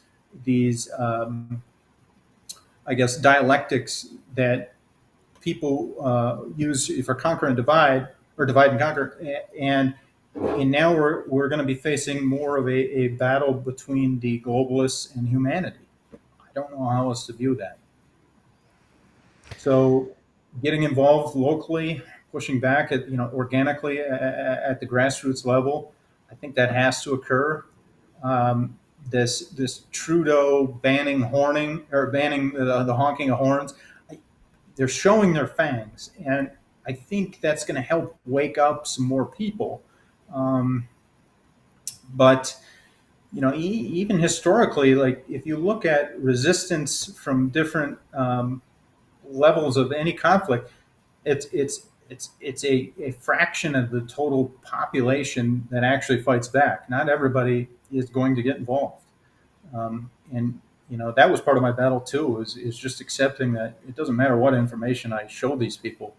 It's like in the movie The Matrix when he sees the woman with the red dress walk by, and what's his name pulls the gun in his face, and Neo sees the woman. And it's explained to him, hey, these people are part of the system and they're your enemy until they're essentially awoken to what the matrix is. And that's kind of what we're living through is you have the Black Lives Matter people that, I understand their socioeconomic pain. I mean, a lot of it I think is, Fed driven. You screwed our nation and ability to improve people's lot in lives by printing money, devaluing our currency, and you, instead of accepting, acknowledging, and educating people on that, you instead convince them that systemic racism is the issue. How many people that claim systemic racism is the issue fully understand the Fed? How many people that even this Epstein shit? How many of them that are pushing how terrible Ghislaine and Epstein were? How many of them are still promoting Me Too? When you understand that Me Too was a World Economic Forum crony-driven agenda. Somehow we got to wake people up to understand that you're being manipulated. Yeah, yeah. I mean, I love her to death. But this morning, my wife and I were FaceTiming my mother-in-law with our son and morning FaceTime, and explain we're going to see Joe Rogan show tonight. He's playing down the street here. We're going to go see his stand-up, my wife and I and a couple friends, and we mentioned that to her. She's like, like just like immediately like viscerally reacting, like, oh, he's a bad person. Like, I hope you aren't supporting the truckers too. It was like her line. I was like, oh my God, like, are you kidding me? Like, yes, I am supporting the truckers, but I do think, even though my mother-in-law, and I love you to death, Maggie, it doesn't seem to be awake yet. Is one of those people stuck in the matrix. I do think what's going on in Canada specifically right now is waking a lot of people up, especially if you're able to see And that's the thing. She's in her 70s. She's not seeing the videos on Twitter of Sikhs, indigenous people, white people, black people getting together and literally having the most peaceful protests. Only Canadians could do this. The French would be unable to do this. Here in the United States, we'd probably be unable to do it. Thank God we have our very polite and put together friends on our above our northern border in Canada doing this and leading this charge, because I think they're saying they're really doing it in a way in which it's really hard to attack them because they're being extremely peaceful, and the only way to attack them is just pure gaslighting from Justin Trudeau, where he's just like overtly lying that it's like all Nazis and a fringe minority, which it certainly does not seem to be the case. That the people walking around with empty gas cans just really got me. Right. But and it's emboldening people. I mean, you're seeing trucker protests pop up in New Zealand, Germany, Netherlands, all over the place. There's talks of it happening here in the United States. But I do think, I mean, and the financial system too is at a point where it's not going to end well. I mean, you have to look at that, and that was part of my logic. Again, this pin thread that I talk about, that was kind of my trying to assess and assimilate everything that's happening in the world and how does it come together. Well, I have a Great Reset or Global Reset sub-thread tied to it, and in that, I talked about the IMF's. They came out with a report that talked about negative interest rate policy, and you look at, okay, well, our debt to GDP ratio, the highest it's ever been by a large margin, and then you have the tax revenues based on corporations surviving, but then so much of our past 40 years of declining interest rates contributed to the ability for corporations to expand their leverage, which financialization of our economy, as opposed to investment in PPE and R&D, and it's not a sustainable. I hate to use that word, but it's not a sustainable way to improve our economy and be able to, I guess,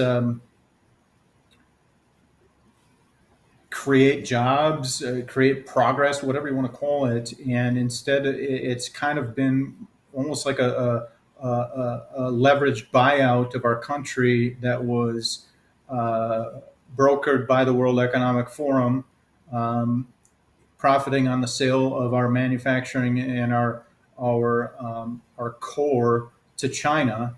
And instead, they're implementing and imposing the systems that they've seemingly perfected in China with the CCP's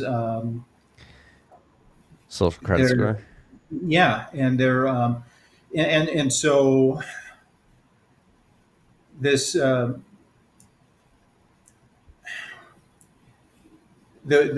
look at the Uyghur slaves, and then you look at just how they're utilizing like 5G with the ability to monitor everything. It's like a biosurveillance state that is being structured there is also going to be implemented here, but you're going to tie it to vaccines and your health policy and your conformity to these metrics.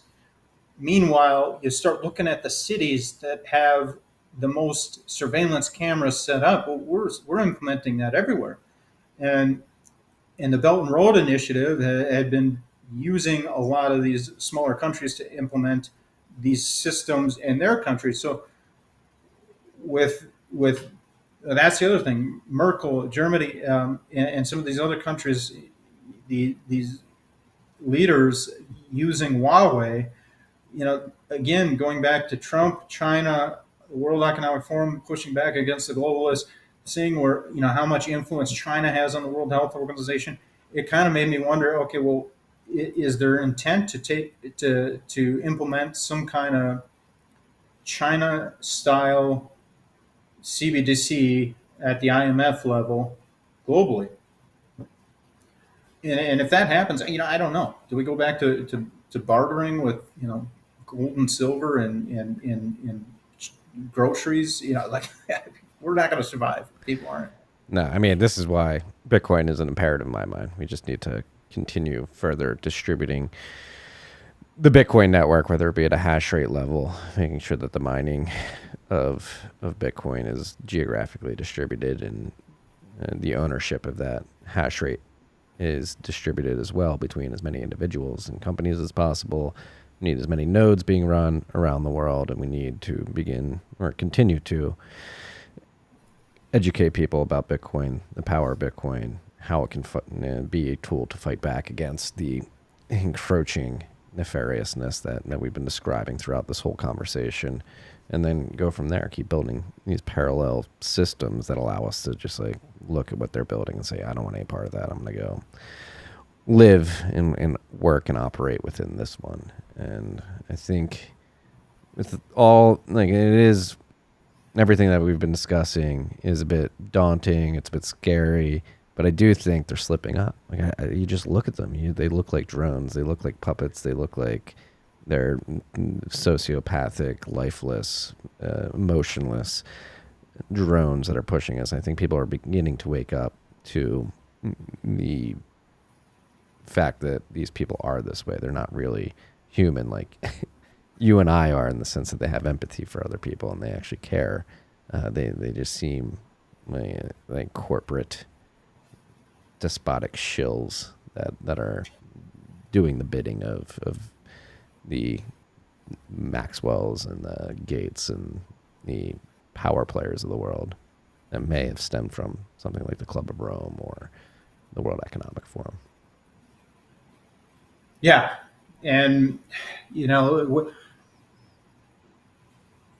do we as people, and this is why, again, I thought my best solution was to try to get the information out there, was, do we as people accept that the ruling class is benevolent if they have these intentions of, even if you want to believe climate change and you want to believe, they're just inept and they're actually pushing these agendas. Do you want to give them the power to be able to screw up things even worse for you in the future? I don't know how you look at, okay, well, all these associations, Al Gore he's named by Virginia Giuffre and Epstein's Island. This guy is on the World Economic Forum's board of trustees. He was Clinton's, vice president, and he's one of these Club of Rome climate change pushers. How do we associate all of these people that are pushing these things and not consider the possibility that they would do something awful, like maybe deliberately plan a virus or whatever it is, population controlled via compulsory injections in the future? I have no idea. You can look to the sci-fi movies to decide how bad this could really get. All I can say is, if you just boil it down to, these people are evil, do we want to give them more power? But somehow you got to get people to understand all this. Yeah. You have to wake up and smell the roses and realize it's not people of power conspire to do certain things. It's like, conspiracy theorists is one of the most effective gaslighting verbal mechanisms that has ever existed. You're a conspiracy theorist. You have theories that people conspire to do things. Exactly. Yeah. I saw. Why is that Why is that crazy? Why is it crazy to think that people conspire? What does the word conspire mean? Like, let's just break it down. And like, you can Freedom of Information Act that too. That was implemented by the FBI to discredit people. Yes, intentionally. Yeah. And there is something out there. I would have to chase it down, but now that brings that to attention, that supposedly this ideology with the anthropogenic climate change agenda was implemented for the sole purpose of implementing this global governance, not not because they cared about the environment or any of the Yeah, shit at and all. there's the I forget what bill they just passed, whatever it was, the infrastructure bill. I mean, 2026. You know what? You have to have a kill switch in every car that's created. So Oh, we're gonna we're yeah. gonna we're gonna justify that via climate change, but it's So really much like for the trucker rallies. yes, exactly. No more honking in Ottawa if Justin Trudeau can from his from his bomb shelter wherever he's hiding right now, just hit a button, and kill switch every car. What a This is what the pansy. How did our dictators end up being pansies? I mean, couldn't we at least have some well. evil, like Oh, powerful people? could He's you such a have? wuss. Well, yeah. Could you have like yeah? Again, we live in a time of weak men, and that's why I think they're ultimately going to be unsuccessful, is because they have a bunch of fucking idiots and weak men and pansies trying to implement their plans. Like even Klaus Schwab, like he's getting to a point where everybody's like, "Who the fuck are you? Like, why are you telling us what to do? Why are you telling me I'm not going to own anything and I'm going to be happy by 2030? Why you keep telling me to eat bugs? Why are you talking about a cyber pandemic? Why?" Yeah, that's another one. Well, so that was the one I tweeted about too. Is the FBI went to his cyber, whatever cyber warfare thing, the Cyber cyber, Polygon. yeah, cyber Polygon event, and I Hmm. saw that FBI Director Wray was there at the same time that there was, even if you, again, you don't buy that there was any kind of election interference, or Biden legitimately got 81 million votes, or whatever you believe. Most popular president in human history. Yeah, if you believe that, that's fine. But if you can't consider, wait a minute, why is Director Wray at the FBI, why is he going to this cyber Polygon event to talk about the potential cyber warfare, literally just days after this supposed election interference thing? Wouldn't you think your priority would, everything would be focused on this election interference, Yeah, and not think of the some World contradiction. Economic Forum Think of the supporting, in the documents, supporting the fourth industrial revolution and Great Reset? Wouldn't you think that, number one, it's weird that he went to this event that supports this, but wouldn't you think it's also, maybe priorities should be on just confirming the legitimacy of the election to allay people's concerns about the potential interference? yeah, and think of the inherent contradiction there too. Like, hey, I'm here at this cyber Polygon event, which is essentially admitting that the world is susceptible to mass technological manipulation, but there's no way that happened in the election that just ended a few days ago. Exactly. it's, So, it's laughable because again, it's all out in the open. Like they think maybe most and people are stupid and they just rely on that. But yeah, well, I got a cousin who's double vaccinated and boosted, who's a week into COVID, and he's having a rough time, really rough time, 105-degree temp, and he went in the hospital. He's a good guy, and we talked, and he had said that, hey, I think I did the right things. I did what I was supposed to, and this shouldn't be happening. And I just, hey, it's hard to not launch into everything we've just discussed and try to explain all that. By the way, it might be biowarfare, and it might be, it's hard to not just go into all that, I, and, I want to go and full. I want to go full Alex Jones. They're demonic. They're like you're being it, controlled by you know, and, demons. and again, going back to that, like, Biden's chief science advisor, Lander, just resigned, and it was over probably sexual harassment or something, whatever the hell it was. But he was an Epstein dude, and that's, it's not just him. There was Gail Smith, who was a vaccine ambassador, or whatever her position is. Gail Smith, she was a previous CIA person in Africa. Well, she was vaccine diplomacy. She was on Epstein's flights, and that's why I'm like, hey, people, maybe this whole Epstein thing isn't just uh, sex, pedophilia, human trafficking. Maybe there's something more nefarious here. Maybe you need to look at, why was he involved in so much banking, currency, uh, science, particularly DARPA science, and also eugenics, transhumanism, AI, all of this fourth industrial revolution type science, with everything that's occurring, there's clearly some kind of connection. Yeah, and they're trying to wipe it under the carpet. I mean, he suicided himself with paper thin sheets, and then his madame, his partner in crime, Ghislaine Maxwell. We can't have any media covering her trial. We're not.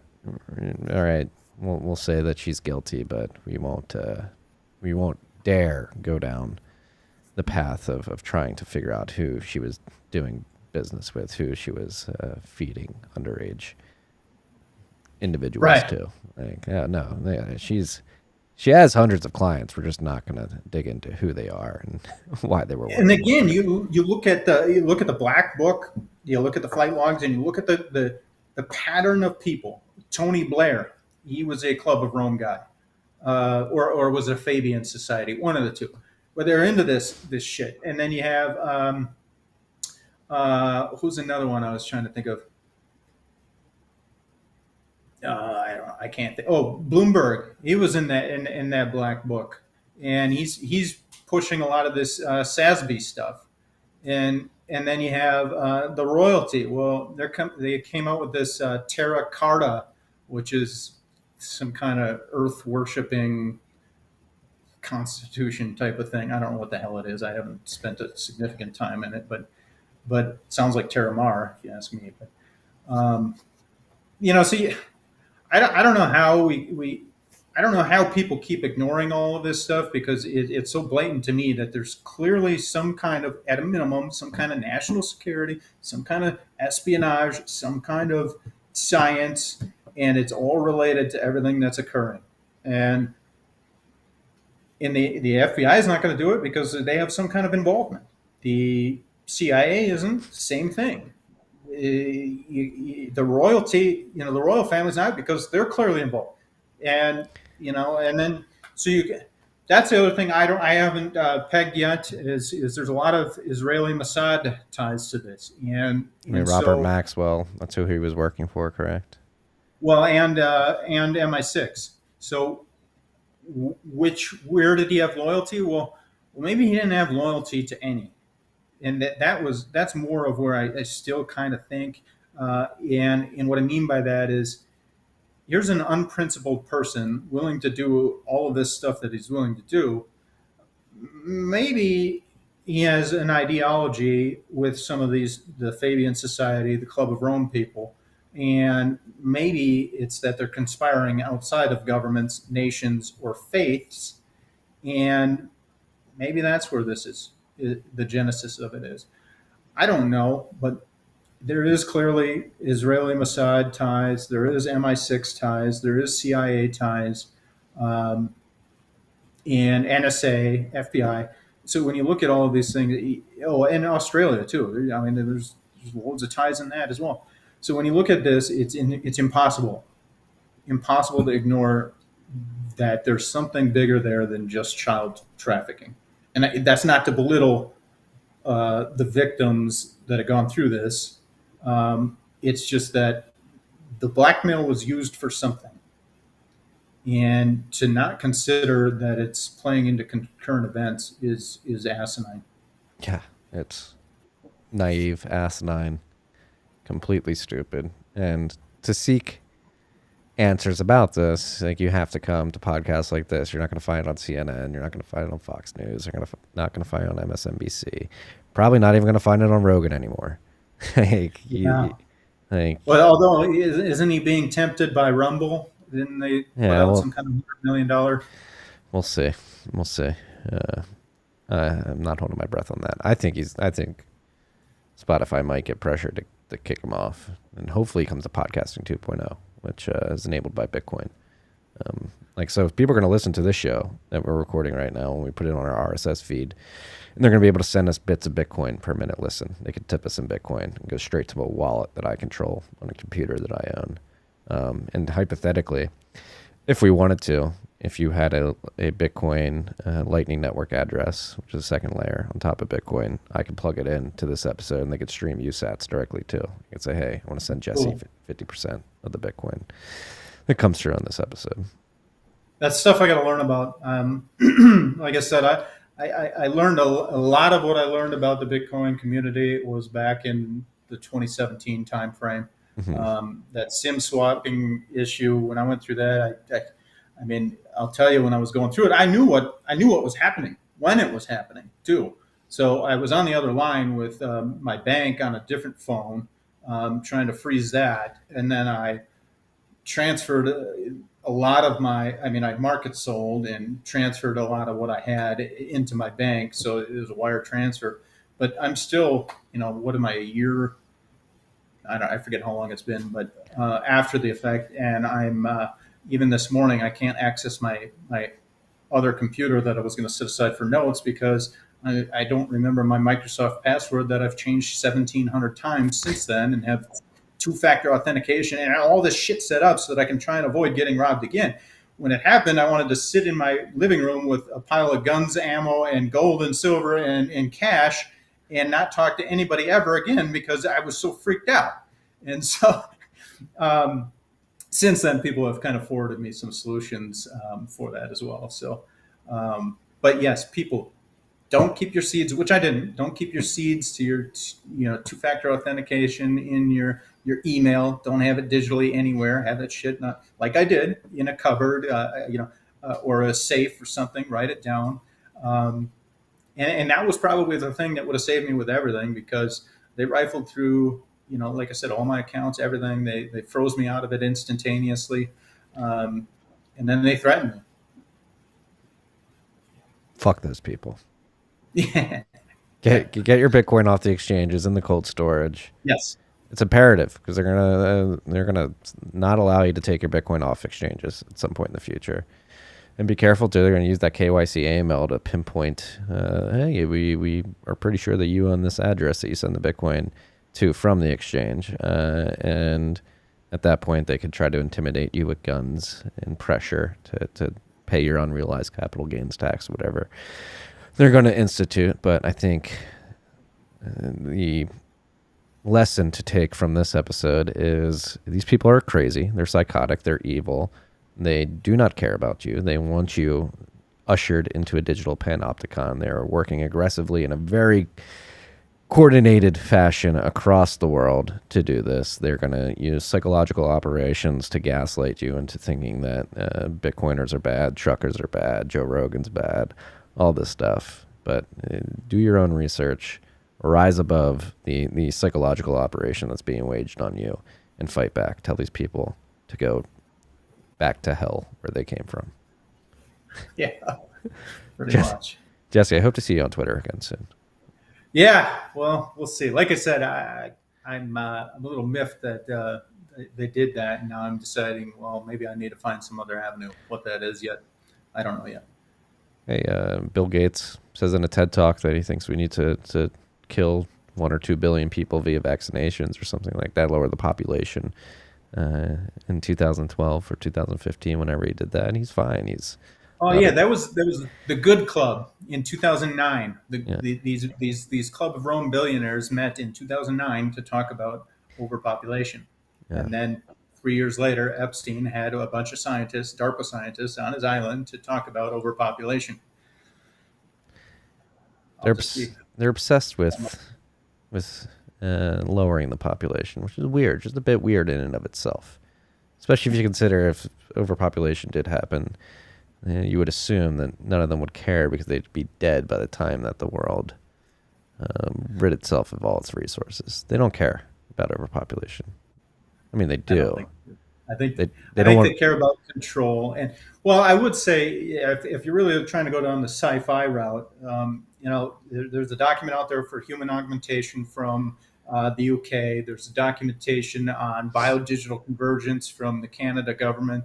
There's the NBIC, so nanotechnology, biotechnology, information technology, and cognitive sciences. I forget NBIC, but that's the United States version. You can go back to Clinton administration. He started funding a lot of that shit around the same time that they found this God gene and started funding this human genome program, which Epstein's friend George Church has grants from DARPA, and he's working with China.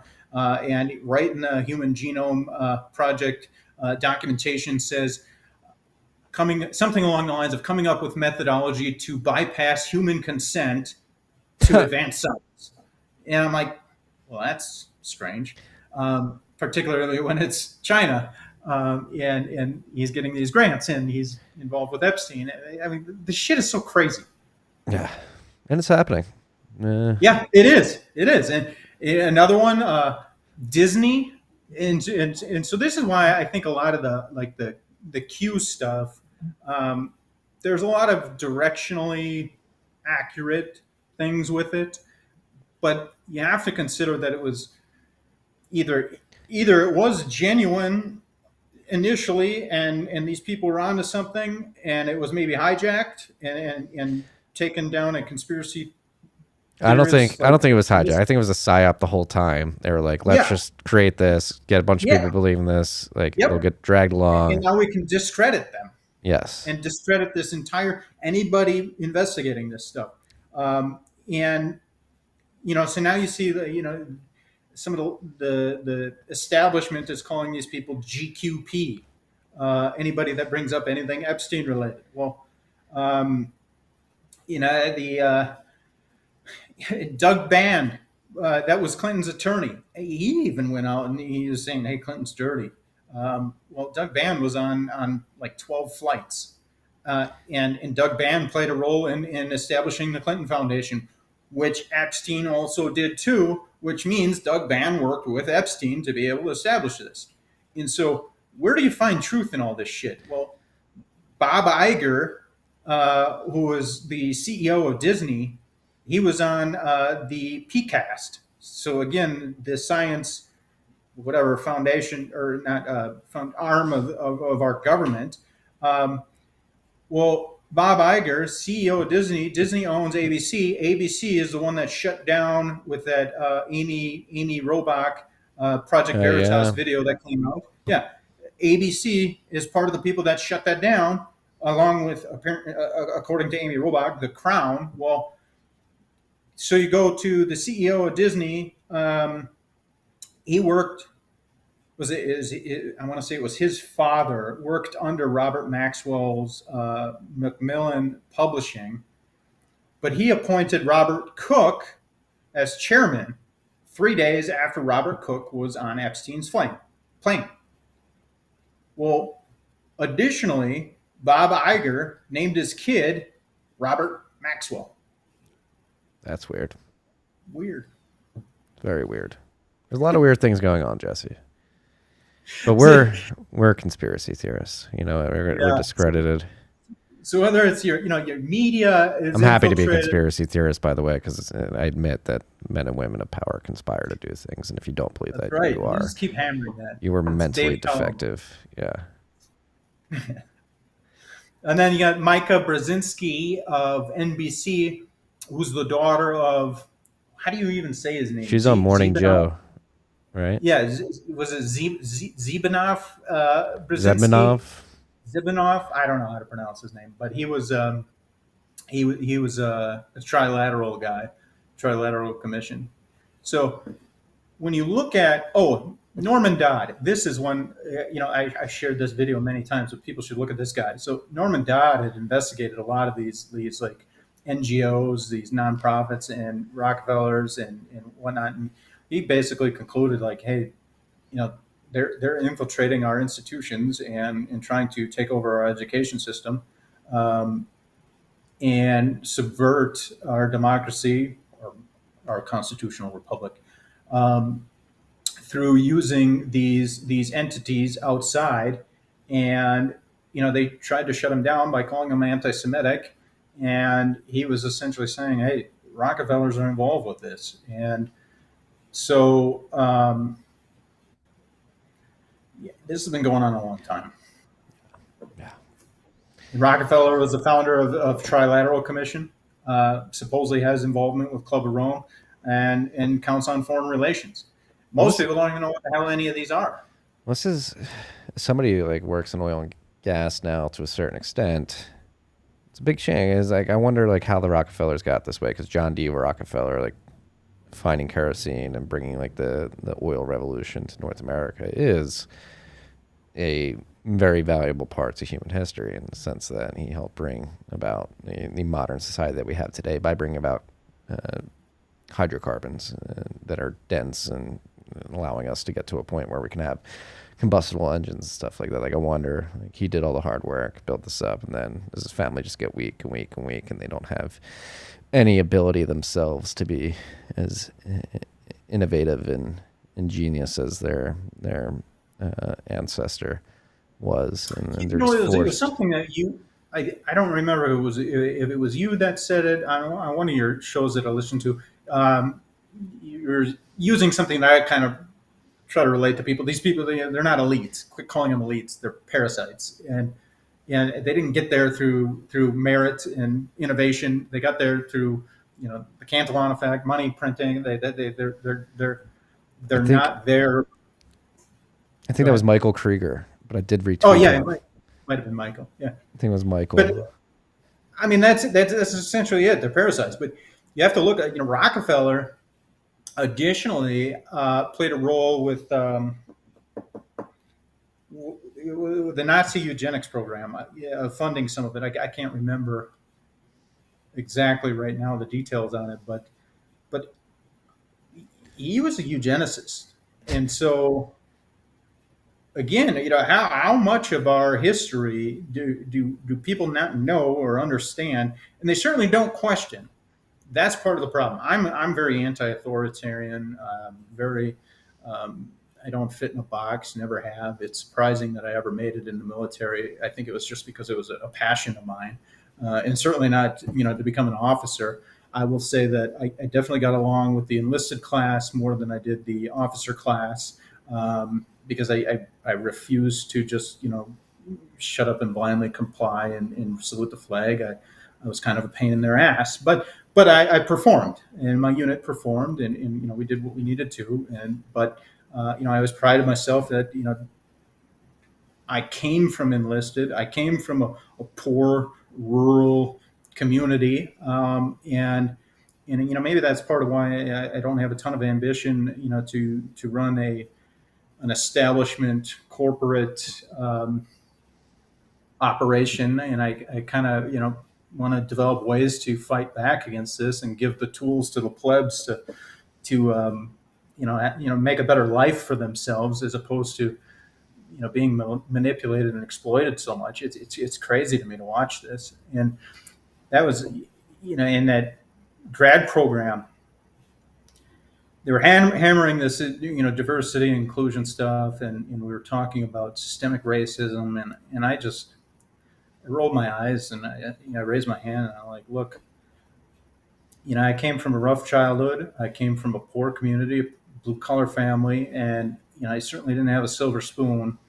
And I got along a lot better with my black uh, battle buddies in basic training and my military training than I ever got along with the silver spoon white friends or acquaintances that I grew up with. And it had nothing to do with skin color and everything to do with um, class, Yeah, socioeconomic background. And it's funny, when I said that, first, some of the people in the class, well, hey, maybe, there's reasons X, Y, Z, but there's still systemic racism. After the class, a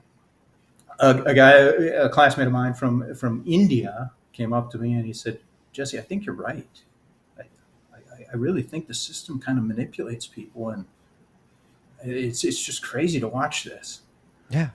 It's I mean it's classic divide and conquer. Like we've been saying, like that they want you to look like a racist if you say that Black Lives Matter is a Marxist institution that doesn't really care about Black lives at the end of the day, which I wholeheartedly believe. I think I know Yeah, it to be true.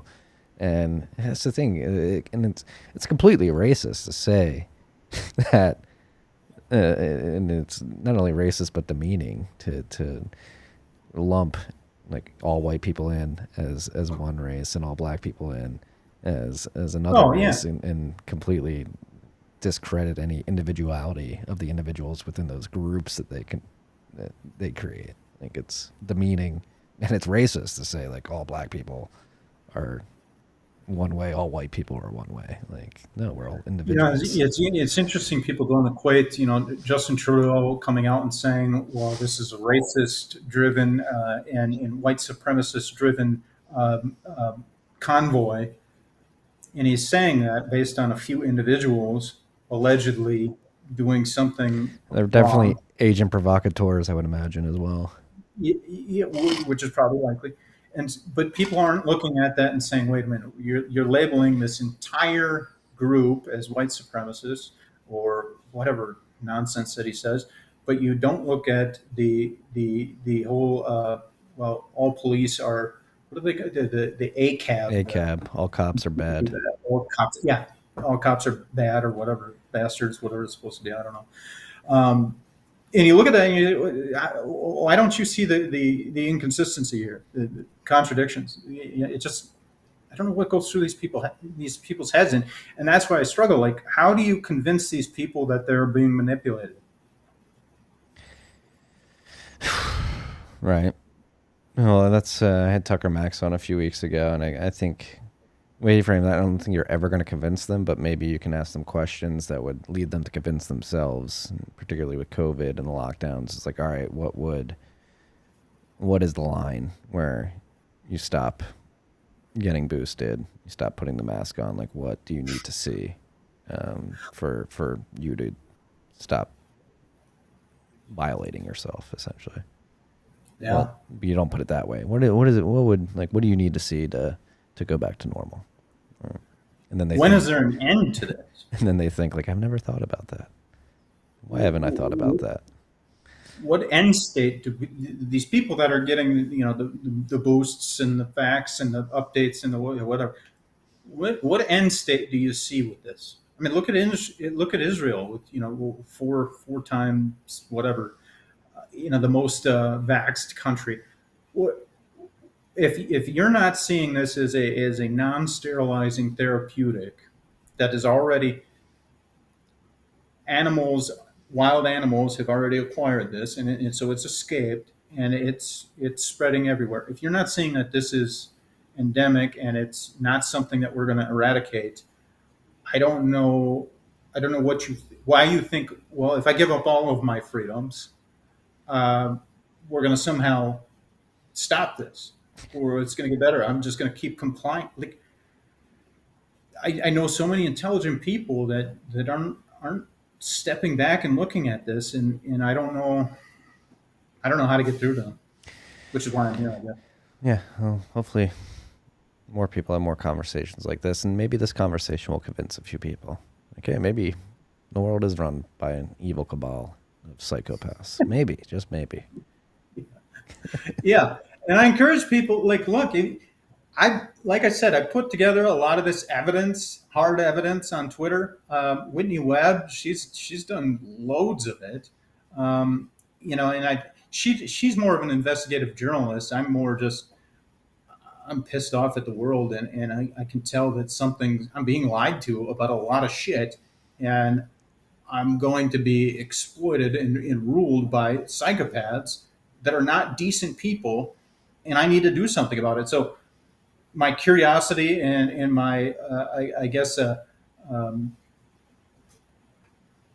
try hard had forced me to go start digging because something is wrong here and people need to wake up.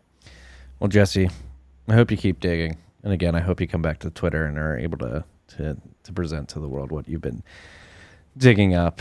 I would say where can we find you on Twitter, but we can't. We can still find you there. You can go back and see Jesse's tweets. He just can't tweet new tweets for the time being. Yeah. And that's I can't access it. I can't access my DMs. So, yeah, I mean, I made a tentative Telegram account. It's just really till I figure out what I'm going to do next. But ultimately, I don't see Twitter without some kind of massive changes, I don't see Twitter. Maybe I'll add the account or an account for the purpose of collecting information, but I don't think it's a good venue for people to continue to support by being there. What is the proper alternative? I don't know. I'm open to suggestions if you have them. I'll move to a different platform. I'll start over, but I can't support this entity that'll just with a click of a button and no ability to appeal or plead my case, unilaterally ending 28,000 followers or whatever. You build this up over time. If this was my brand, if this was my company, you just eviscerated everything I did over the past 2 years with a click of a button, and no ability for me to fight back. That's insane. Yeah. If you're willing to write longer form, like people do on Substack, I'm actually building something that should be able to help you out there and make it so that does not become a possibility in the future. Yeah, I'm drafting a compilation of a lot of the stuff that I put together. It's difficult without access to my account, for cultural husbandry. I don't even know. So many people on Twitter, I only know their handles and I don't know their names. I don't know anything about them. That's a beautiful thing. Yeah, which is something they're trying to end as well. Yes. Any kind of anonymity. So, and it's amazing. Like people like Eric Schmidt are behind a lot of this, and that guy, that's another Ghislaine Maxwell tie. She was married to Scott Borgerson, and he was on her Terramar board. Well, when you know what Scott Borgerson was doing with Cargo Metrics, his company, well, Eric Schmidt seed funded that, and Scott Borgerson aimed to be the NSA of the sea, is what he had called it. Well, basically, they wanted to track every single cargo movement around the entire world with Internet of Things, blockchain, and in being able to real time be able to invest based on what movements were being made. And so if you look at the people that I think Stan Druckenmiller maybe might have even been involved in it, but I don't want to say that because I actually respect him. But there are people that were involved in the seed funding of this that you have to look at and say, well, how do so many of these billionaires accidentally support Ghislaine or Epstein or their associates? How do you not see what happened and say, hey, wait a minute, maybe I don't want to have my investments associated with that? Yeah. Ask these questions, freaks. Yes. Jesse. I appreciate your time. I appreciate your outlet. Thank you so much for having me on. I appreciate you. It was an incredible conversation. I hope to do it again soon. Hopefully you can send more tweets and we talk about those and we can see where this goes. Hopefully at some point too in the next few years we'll be able to talk about how right we were because these psychopaths got proven to be psychopaths and people woke up and they are no longer in places of power. We can only hope. That's right, man. All right. All right. That's all we got. Take care. You too, dude. This is all we got this week, freaks. Peace and love.